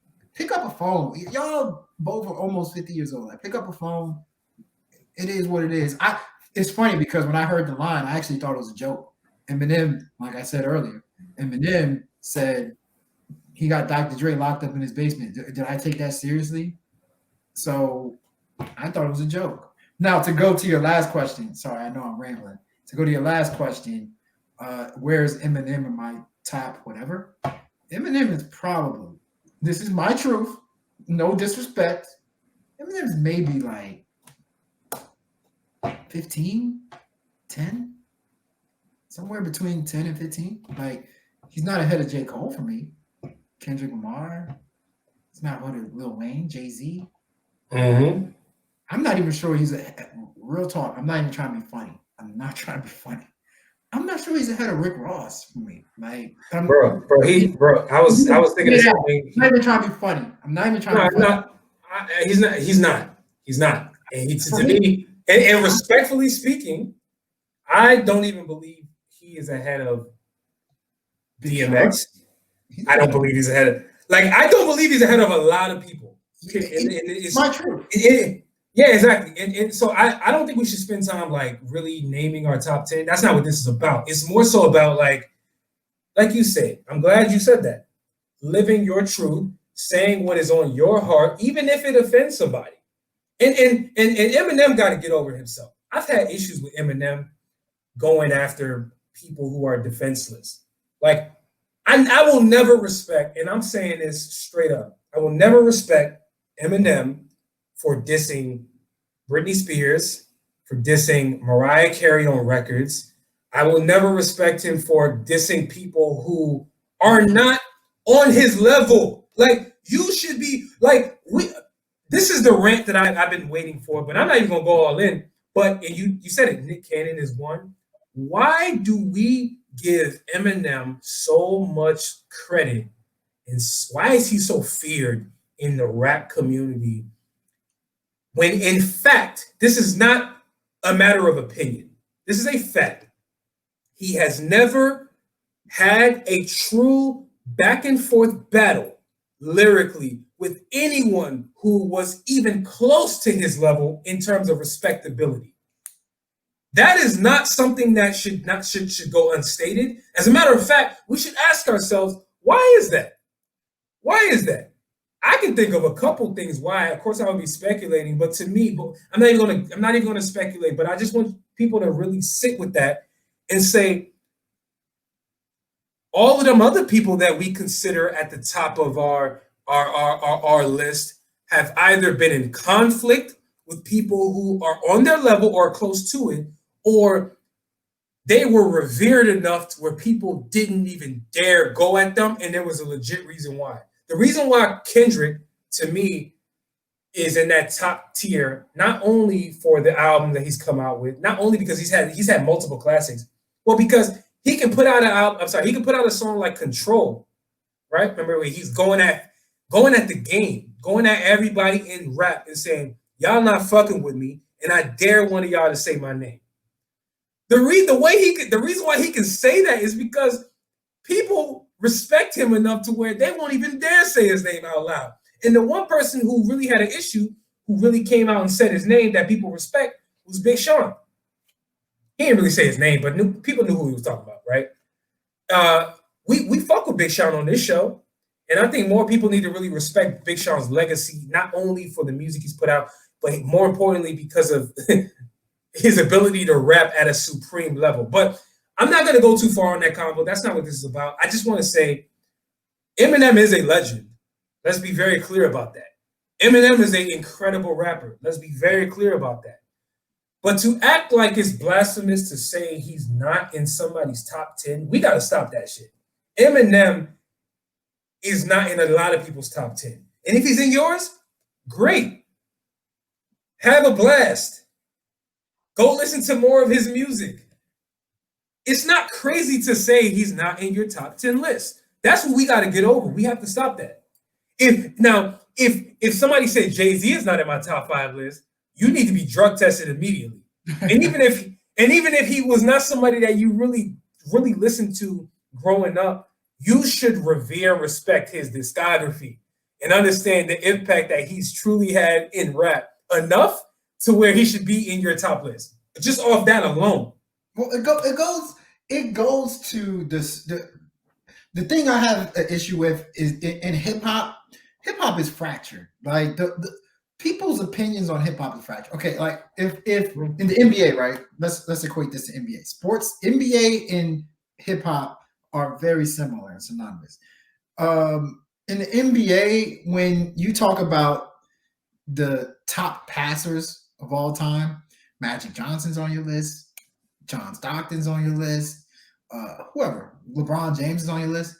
You talk about top scorers. Jason Kidd. Don't forget to throw in Jason Kidd, all the great Kidd on the list. Yeah, hell yeah. You know, and then you talk about top scorers. Some people are like Carmelo Anthony will be one of the top scorers of all time because of his ability to score and all his how he scores and such and such.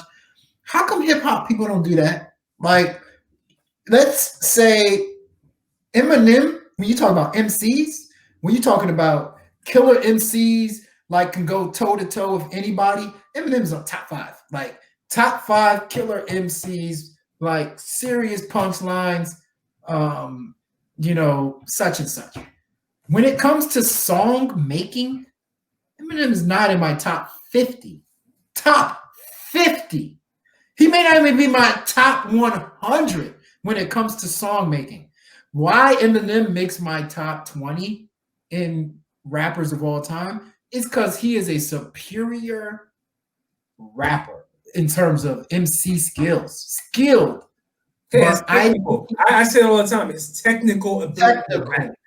But when it comes to song making, I actually do not think he's a great song maker. Now, here's the thing. Jay-Z is a good song maker. Jay-Z is a good MC. He has the whole package, so he deserves top 5 spot. Lil Wayne is a good song maker. Great lyricist. He's J. Cole, Kendrick Lamar. They're good at both.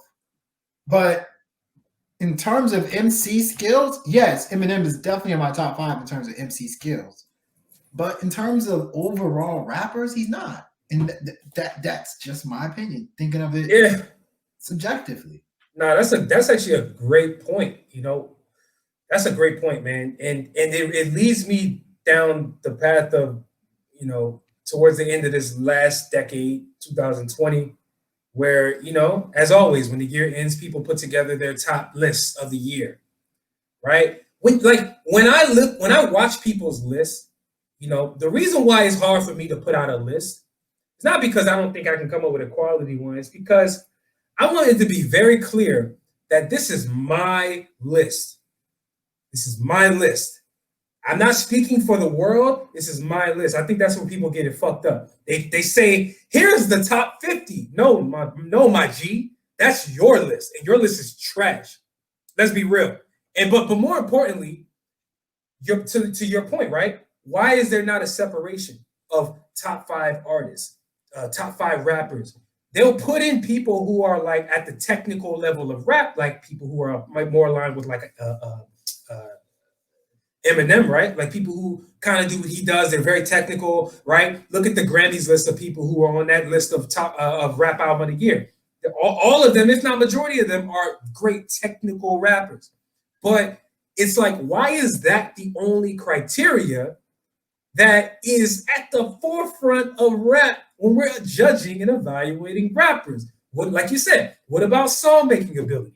What about cadence? What about ad-libs? What about your ability to be likable and making catchy music? What about your replay value? What about the implementation of melody? What about all the other aspects of music that people don't want to highlight, but all they want to talk about is his ability to rap technically? Fam, that's not the only criteria. It's backwards. That's where I'm from.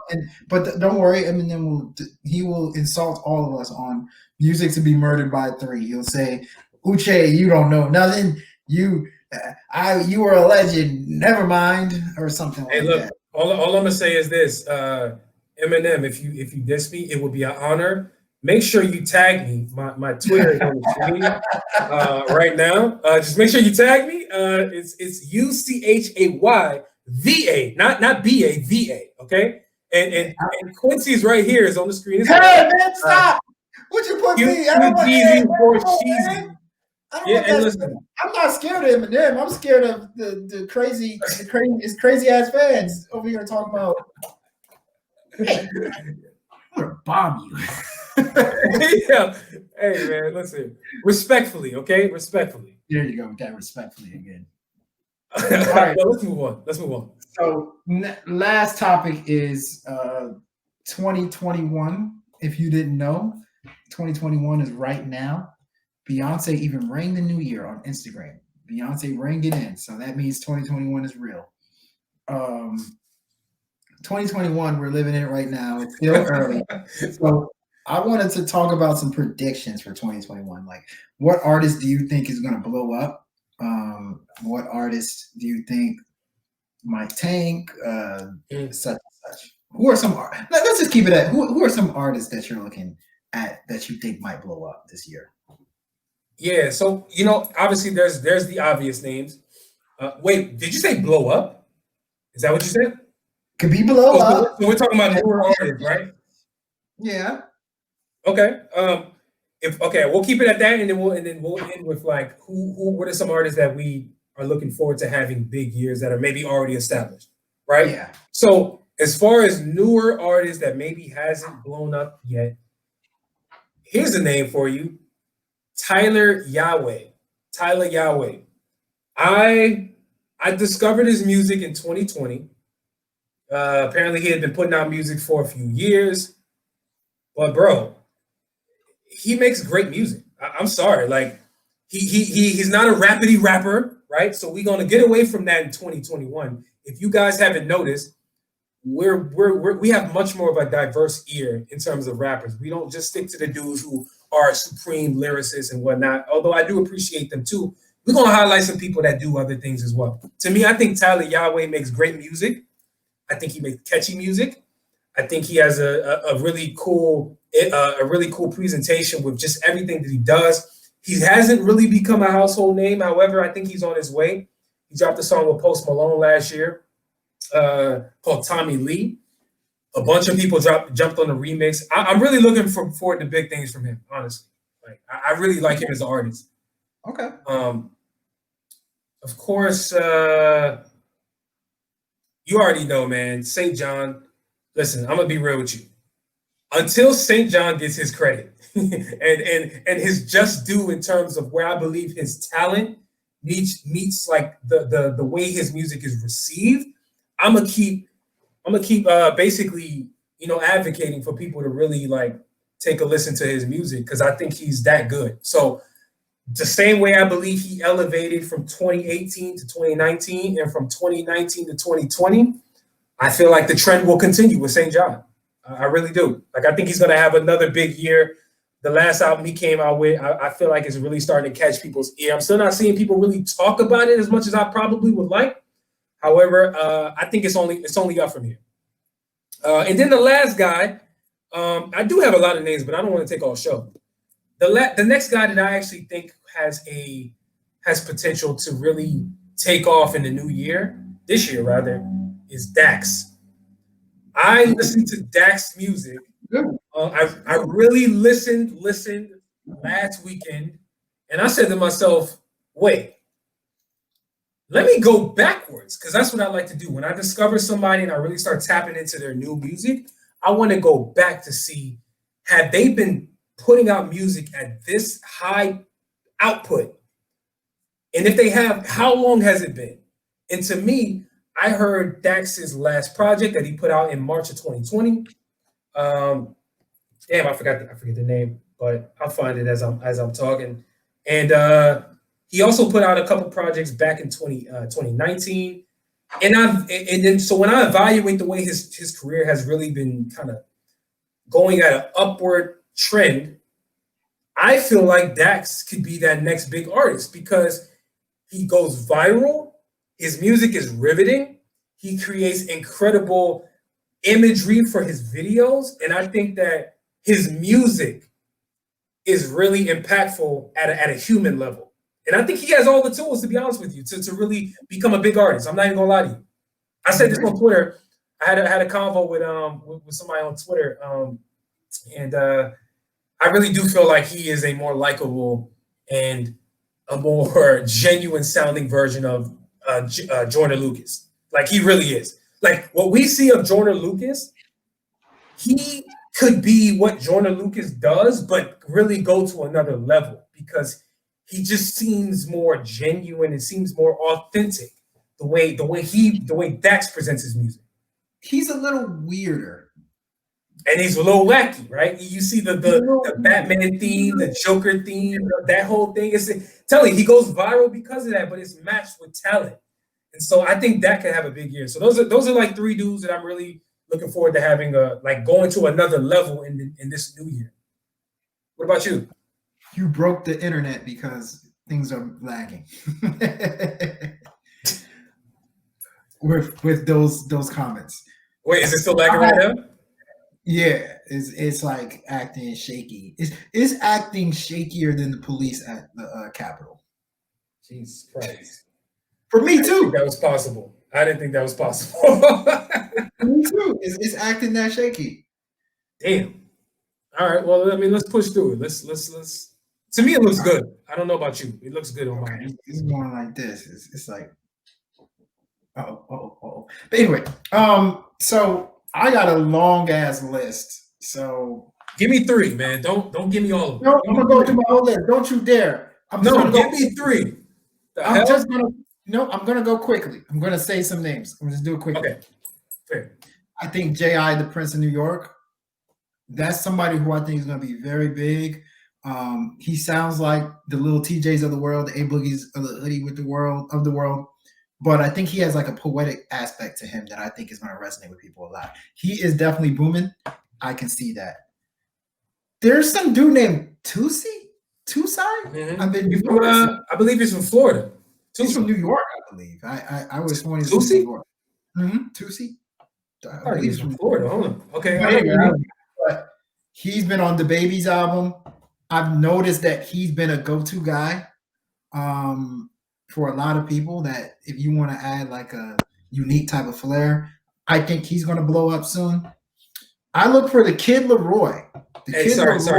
Sorry, my bad. By the way, we were both wrong. He's actually from North Carolina. But go ahead.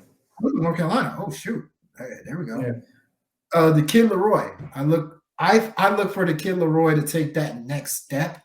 Right now, Juice WRLD type music is big. So I think he is the closest thing, as crazy as it sounds, he's the closest thing to Juice WRLD to me. Mulatto. I actually think Mulatto is actually a very good rapper. Like, if for all you haters of Megan Thee Stallion, including you, for all you haters of Megan Thee Stallion, I think Mulatto is somebody that actually lives up to the potential of a really good woman rapper. Like, she actually has punchlines for days. Her aura, her demeanor is great. So if you're not a fan of Megan Thee Stallion, I repeat, I think Mulatto is a very good alternative. Here's a good one. I think you're gonna like this one, Uch. VVS Ken. That's a Tory Lanez affiliate. I think VVS Ken is actually pretty dope. He dropped some very dope verses on Loner, Tory Lanez's Loner album. I think he has next. Melly has just scraped the plate. I think Melly is hella talented. She has great appeal. She kind of reminds me of Cardi B, to be honest with you. She's spicy. I hate to use that word. She's unapologetic. Her music has a nice little hit to it. I think she has next.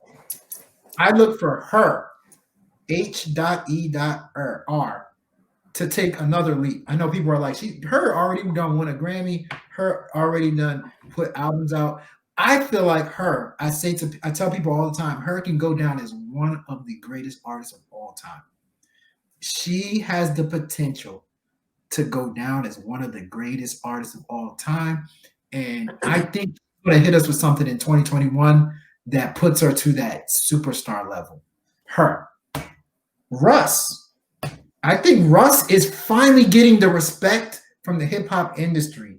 Like, Lil Baby was just on a song with him called Ugly. Which by the way, that's a cool song. I like that joint. I don't like the song, but I like it. I like it. You know why I like it though? Because it's different from what Russ does. Like, Russ is talking his shit, but now he's talking his shit with somebody who people respect. With somebody who people respect. And which means they're going to respect Russ now. Like, they're going to respect Russ. And I think Russ is finally he's taking that next step to where I think Russ can actually be one of the top hip hop artists in the game. Like, top. I'm talking about like really top.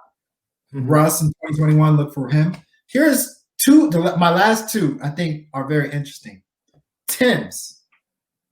She's an Afro pop artist that she was on Wizkid's album, Essence. People are probably like, yo, Essence, that sounds familiar. What is that? Barack Obama had a playlist. He had a group of songs that he mentioned, and Essence with Wizkid and Tim was one of the songs he mentioned. I think Tems is fantastic. She has an amazing voice. I think she has next. And last but not least, you're gonna like this one, Mr. NBA boy, Damian Lillard. I think Damian Lillard has the potential to be one of the first rappers since Shaquille O'Neal who played NBA and gets respect in the industry. I think Damian Lillard can end up having a really big 2021. So that's my list. I know it's a long ass list, but I think it's a pretty decent list. Very long list. I didn't ask you to do your homework in this regard. We were naming a few, and here you go naming a bunch. But it's cool though.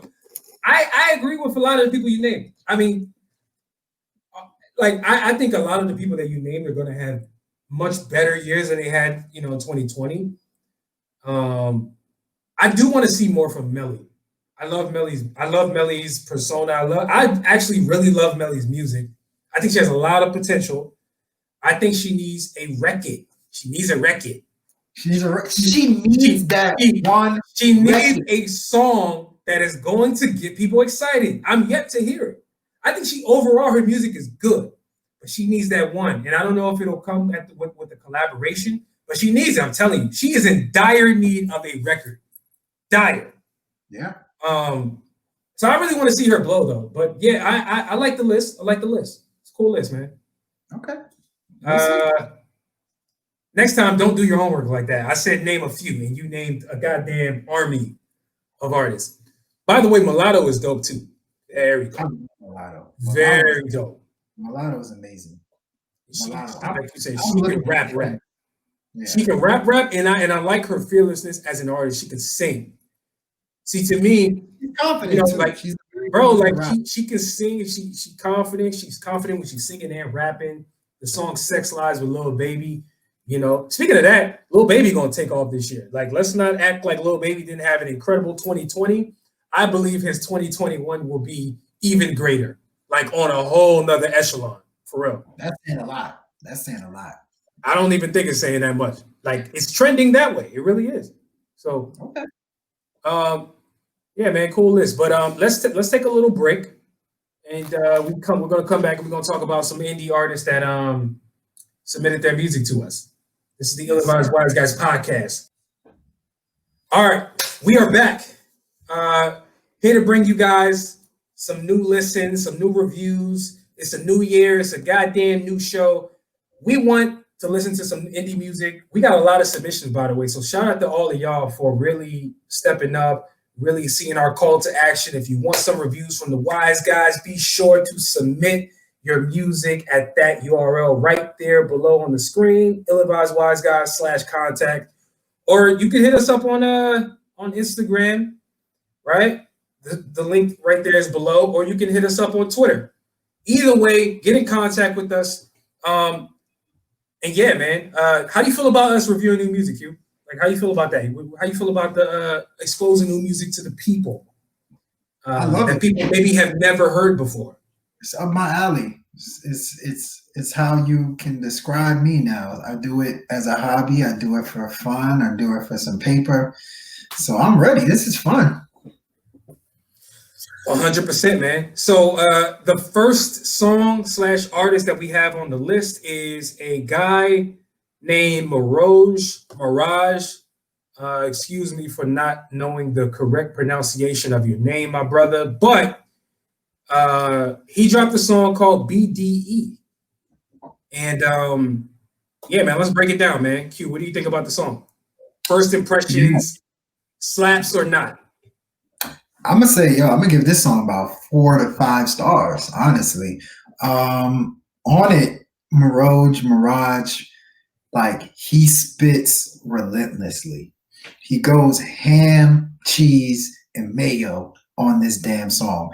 What I love about it, the beat is something that you can feel. It will hype a club up, but then at the same time, you got a nice little tempo attached to it to allow a rapper to shine.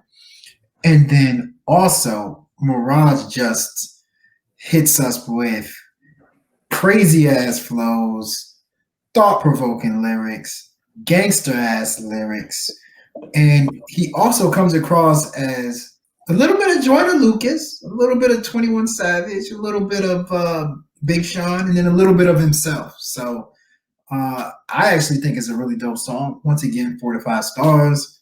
Probably my favorite submission today. You know what? That's funny you say that. You had a couple names in there that really reminded me of Miroj when I heard him. Number one, 21 Savage. On that second verse, he 100% sounds like 21. And as a matter of fact, I'm getting to the point where, as I think about it, on the first verse, he actually reminds me of Saha the Prince. Like, he raps just like him. So I'm gonna take a wild guess, and I'm gonna say he's from Georgia. Because both of them dudes, I think he's from Georgia. I mean, listen, I could be wrong. But both of them dudes is from Georgia. Saha the Prince is from like that mountain area where Childish Gambino's from, right? Yeah. It's not necessarily Atlanta, but I forget the name. Wow. But nonetheless, though, some of the notes that I wrote down, man, with this song, though, you know, like you talked about it, the flow. You know, he came with that consistent flow that really made for an easy listen. And then also, like, I like the beat. It's bouncy. You know, it gets me in that mode where I really feel like, you know, this is something I can play in the car. This is something I can play in the clubs if they were open. And he really was talking. You know, he really was saying a lot of shit that I think people are going to resonate with. For example, some of the standout, I would say, well, one of the standout bars that I heard in the song is he was talking about me and my niggas are getting money in several ways. We not trying to cuff music. I like that, you know. I like how, you know, he can be a rapper, but he can also be aware that, you know, music is not only the lane he's trying to make it in. And, you know, you don't want to be reliant on music. You want to be profitable. You want to have multiple streams of income. You want to do a lot of things in a lot of different ways. So I respect that as a rapper. But most importantly, bro, like he just came with the energy. And I got a question for him, and maybe this is something that I already know the answer to. BDE, what does that stand for? Big Dick Energy? What does that stand for? Like he said, because listen, if you listen to the hook, he says, "I got BDE for that WAP." Little bitty bitch, you gonna stay with that mop, right? So is he? I got big dick energy for that WAP, the wet ass pussy. That's what I thought. So, that's a battle, bro. Between two people. That's between them. WAP and BD battle can go ahead battle over there. I'm over here. I don't know, and I don't care. Bro, I don't know either, man. But let's just act like we know what he's talking about. But shout out to you for submitting, bro. For real, it's a good song, really good song. Our next song that we're going to talk about is Will Double S, Validation. What do you think about this joint? What do I think about this song? Well, first and foremost, like I said before, shout out to everybody for submitting their music. Will Double S, he's probably been the most active out of all the submissions, really, you know, liking what we do, really fucking with our shit on social media. He even proposed a topic on our upcoming show. I'm sorry, this particular episode. So shout out to everybody, man, including you, Will Double S. This song, though, however, I'm going to talk about some of the positives before I get into some of the criticism, right? First and foremost, I'll give him credit for production, right? The production really gave me the vibe of Drake. Take Care, Drake. The production. And what I mean by that, if you listen to the piano, it's a piano-based. I hear it. Come on, man. Like, let's be real, right? However, I think that, you know, beyond the production, beyond the beat, I just got to be real, man. Like bro, you need a better engineer. You need a better mixer. Your vocals were not very clear. Your vocals didn't really match the level of the song, right? It was like here's the beat, but here's your vocals. It was like under. You could hear it in the background, but it wasn't clear enough. That's probably the biggest criticism that I'm going to give towards your song is if it was mixed better, maybe I would enjoy it more. However, I think that the song overall, while it was very touchy, very, very, very mushy, you know what I'm saying? He's talking about how he wants to tell a girl all he wants to tell her in order to get her attention and her validation. It's something that a lot of dudes can relate to. We can all relate to the message. However, it was not audible. That's my biggest thing with the song. The song was not well mixed, and if it was better mixed, maybe I would like it more. But shout out to you for submitting. I'm going to give this, if we're talking about out of 5, is that how we doing it, Q? Out of 5? Out of 5, I'm going to give this song about 2 stars. Straight up. I think the song has potential, but the quality of it, it decreases the amount of love I got to give this song. What do you think about the song, Q? So, just to kind of piggyback off what you're saying, there is something that I want to tell aspiring artists all the time. Invest in your craft, invest in your artistry.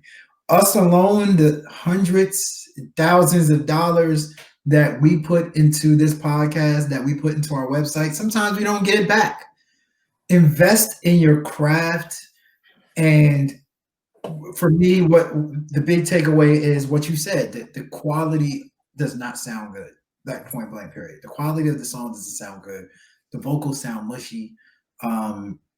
If you can just invest in better engineers, invest in better production, whatever you need to do to make it sound good is something that I suggest, because let's be honest, people are not going to take you seriously if you don't have quality sounding music. You can say whatever the hell you want on a song, that's fine. If it sounds quality, that's cool. But if you don't have something that sounds legit, people are not going to take you seriously. That's my constructive criticism. Now, to go into the song, aside from quality, I think it takes way too long to start up. For a good chunk of people are going to change the track if they don't know what it sounds like overall. I think it took way too long to start up. The rap sound elementary. I thought the flows were very, very elementary, where I can tell that rapping is not what you do. It just kind of sounds like you just found out what a mic was yesterday.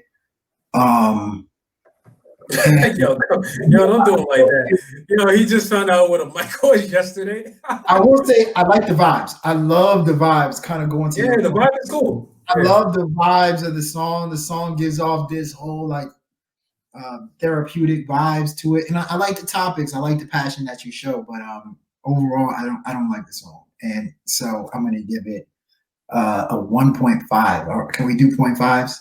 1.5. I don't think 2 is I think 2 is too high. So shout out, submit. I appreciate. I look forward to getting better. I sucked at what I did when I first started out. Just get better. Take this as constructive criticism and keep going. Yeah, and for real, this goes to Will, you, and anybody else who submits. We're here to be real with you, right? We're not trying to sugarcoat anything. We want to be as open and as honest as we can with our review, really, of your music. And so the biggest takeaway, and Q, you said it. I'm glad you pointed that out. It took too long to start, because it did. I had that written in my notes as well. And then most importantly, if you were to submit this music to anybody, they would not accept this off the simple strength of the quality alone. Before they even got to the message of the music, they would reject it. And I'm just being, that's all love. I'm not even trying to be mean. That's just that's the reality of the situation. But once again, shout out to you.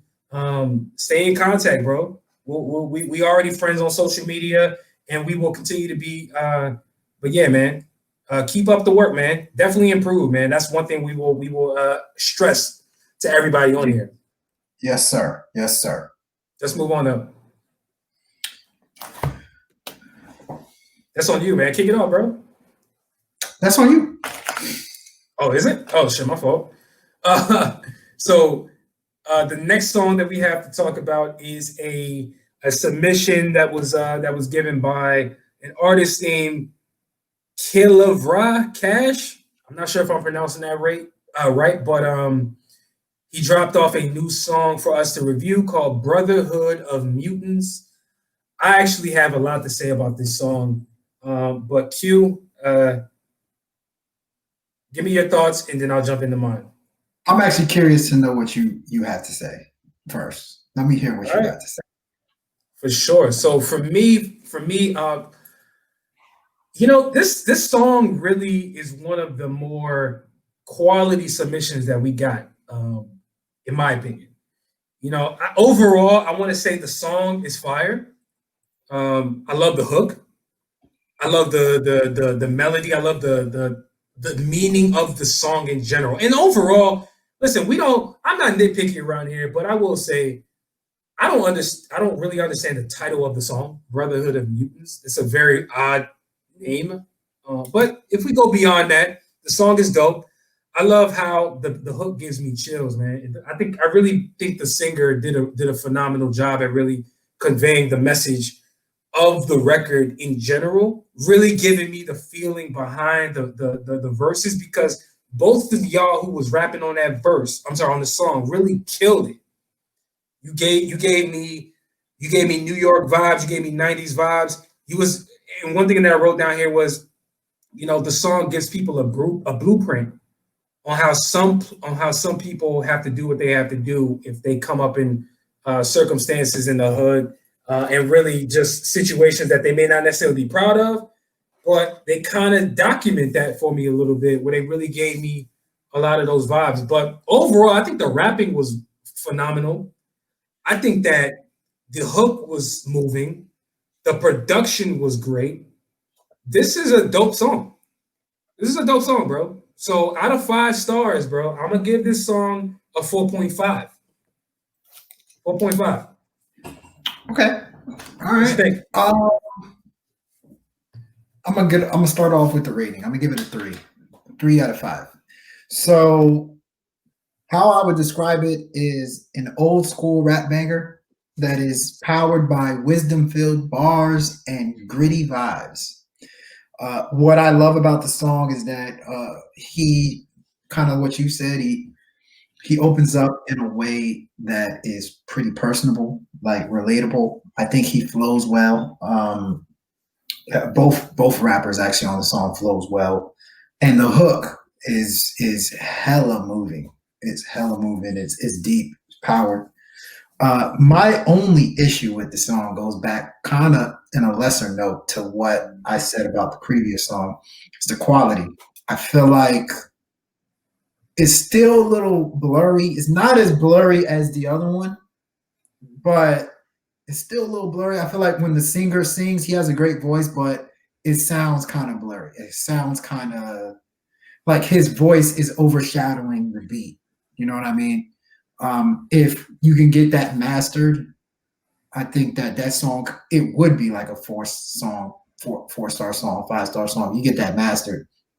But I think it has crazy potential. Gives me Big Sean vibes. Big Sean, that's the type of joint that he was making back in the day, like when he was on his come up.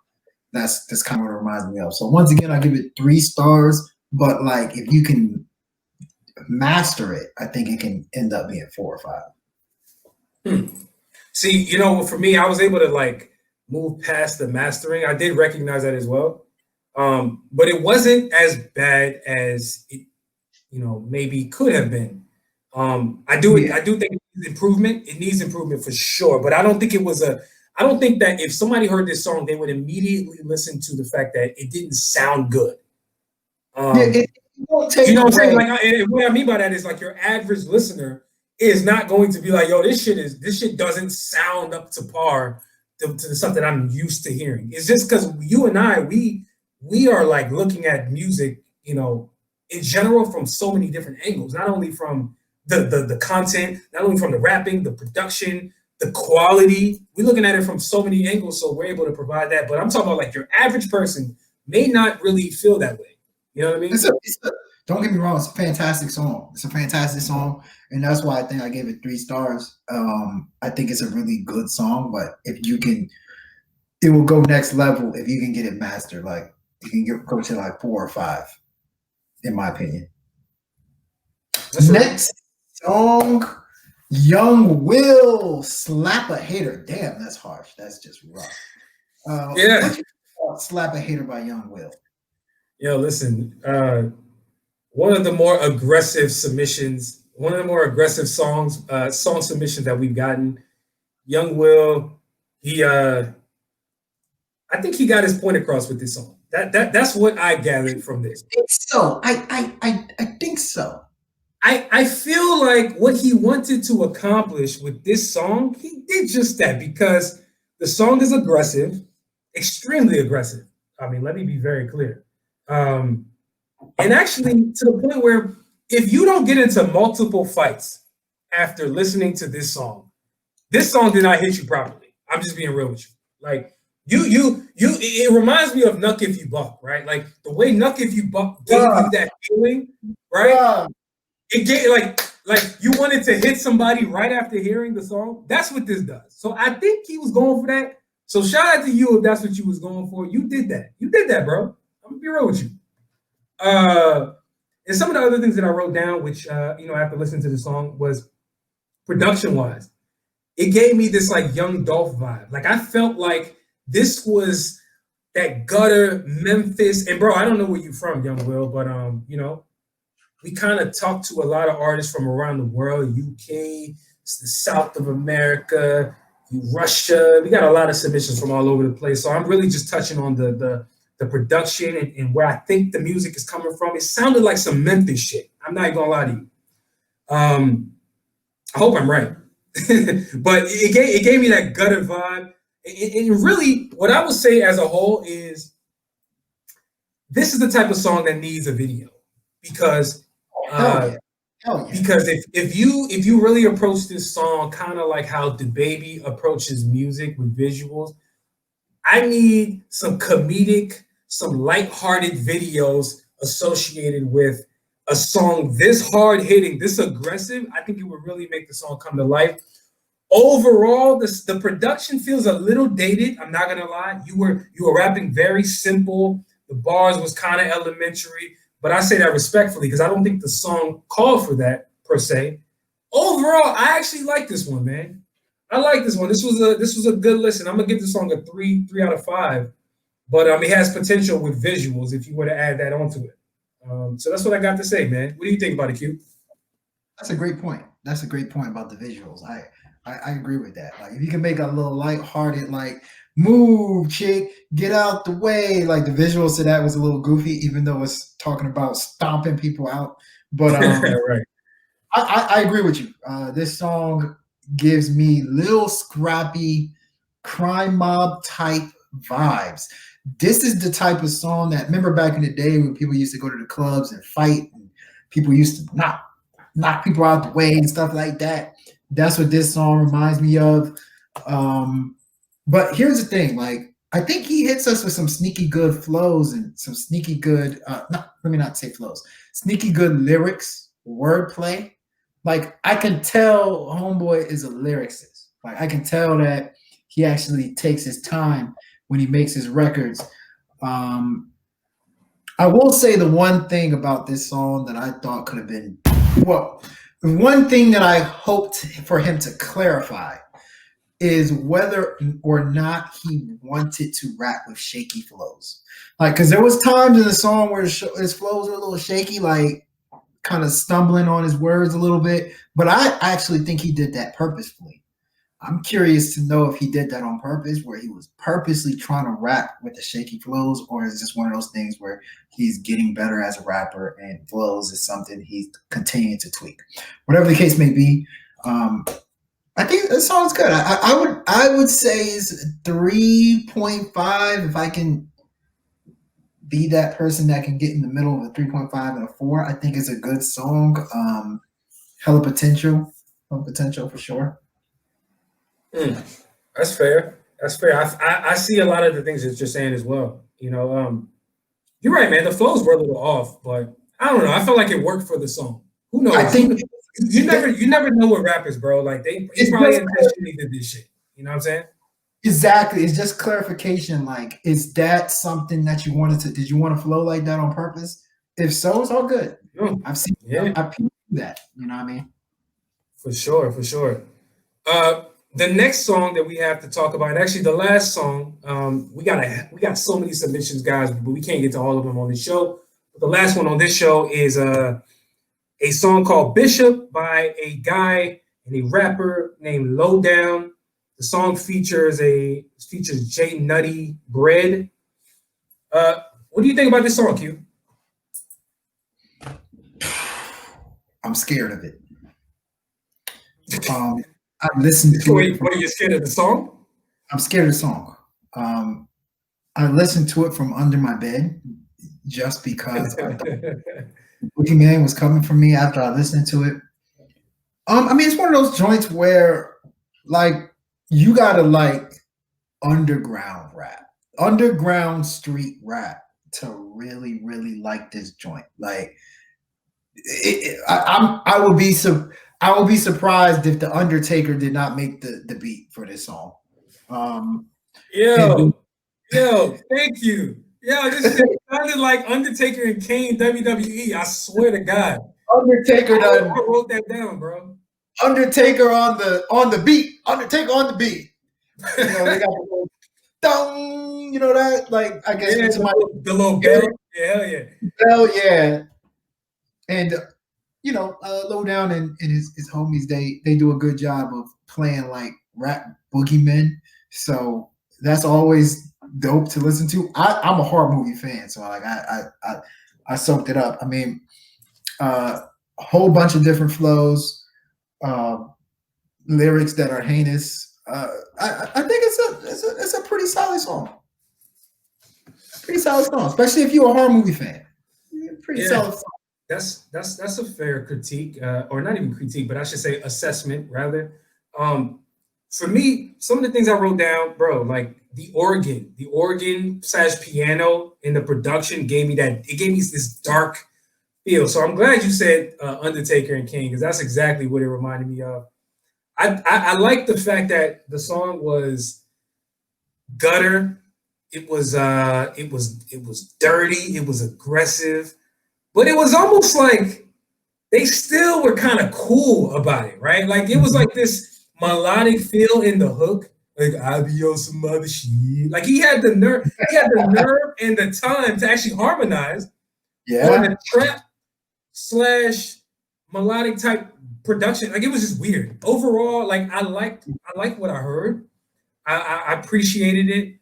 You're right though. This song sounded very underground to the point where it gave me a very 8-ball MJG kind of like vibe as well. You know, shout out to all the other people that come from. They're from Memphis, right? By the way, they're from Memphis. Memphis. Yeah. So you know, I'm not a part of the Memphis music scene. You know what I'm saying? I love the music from Memphis, but you know, it's kind of like, you know, I appreciate what Lowdown did on this song, and I can see where he was going for it. What I will say is this that the production met the quality of the song. His raps were solid. There were no like missing holes in this song to me. You know what I'm saying? It was well put together. That's what I will give. I'll give him that.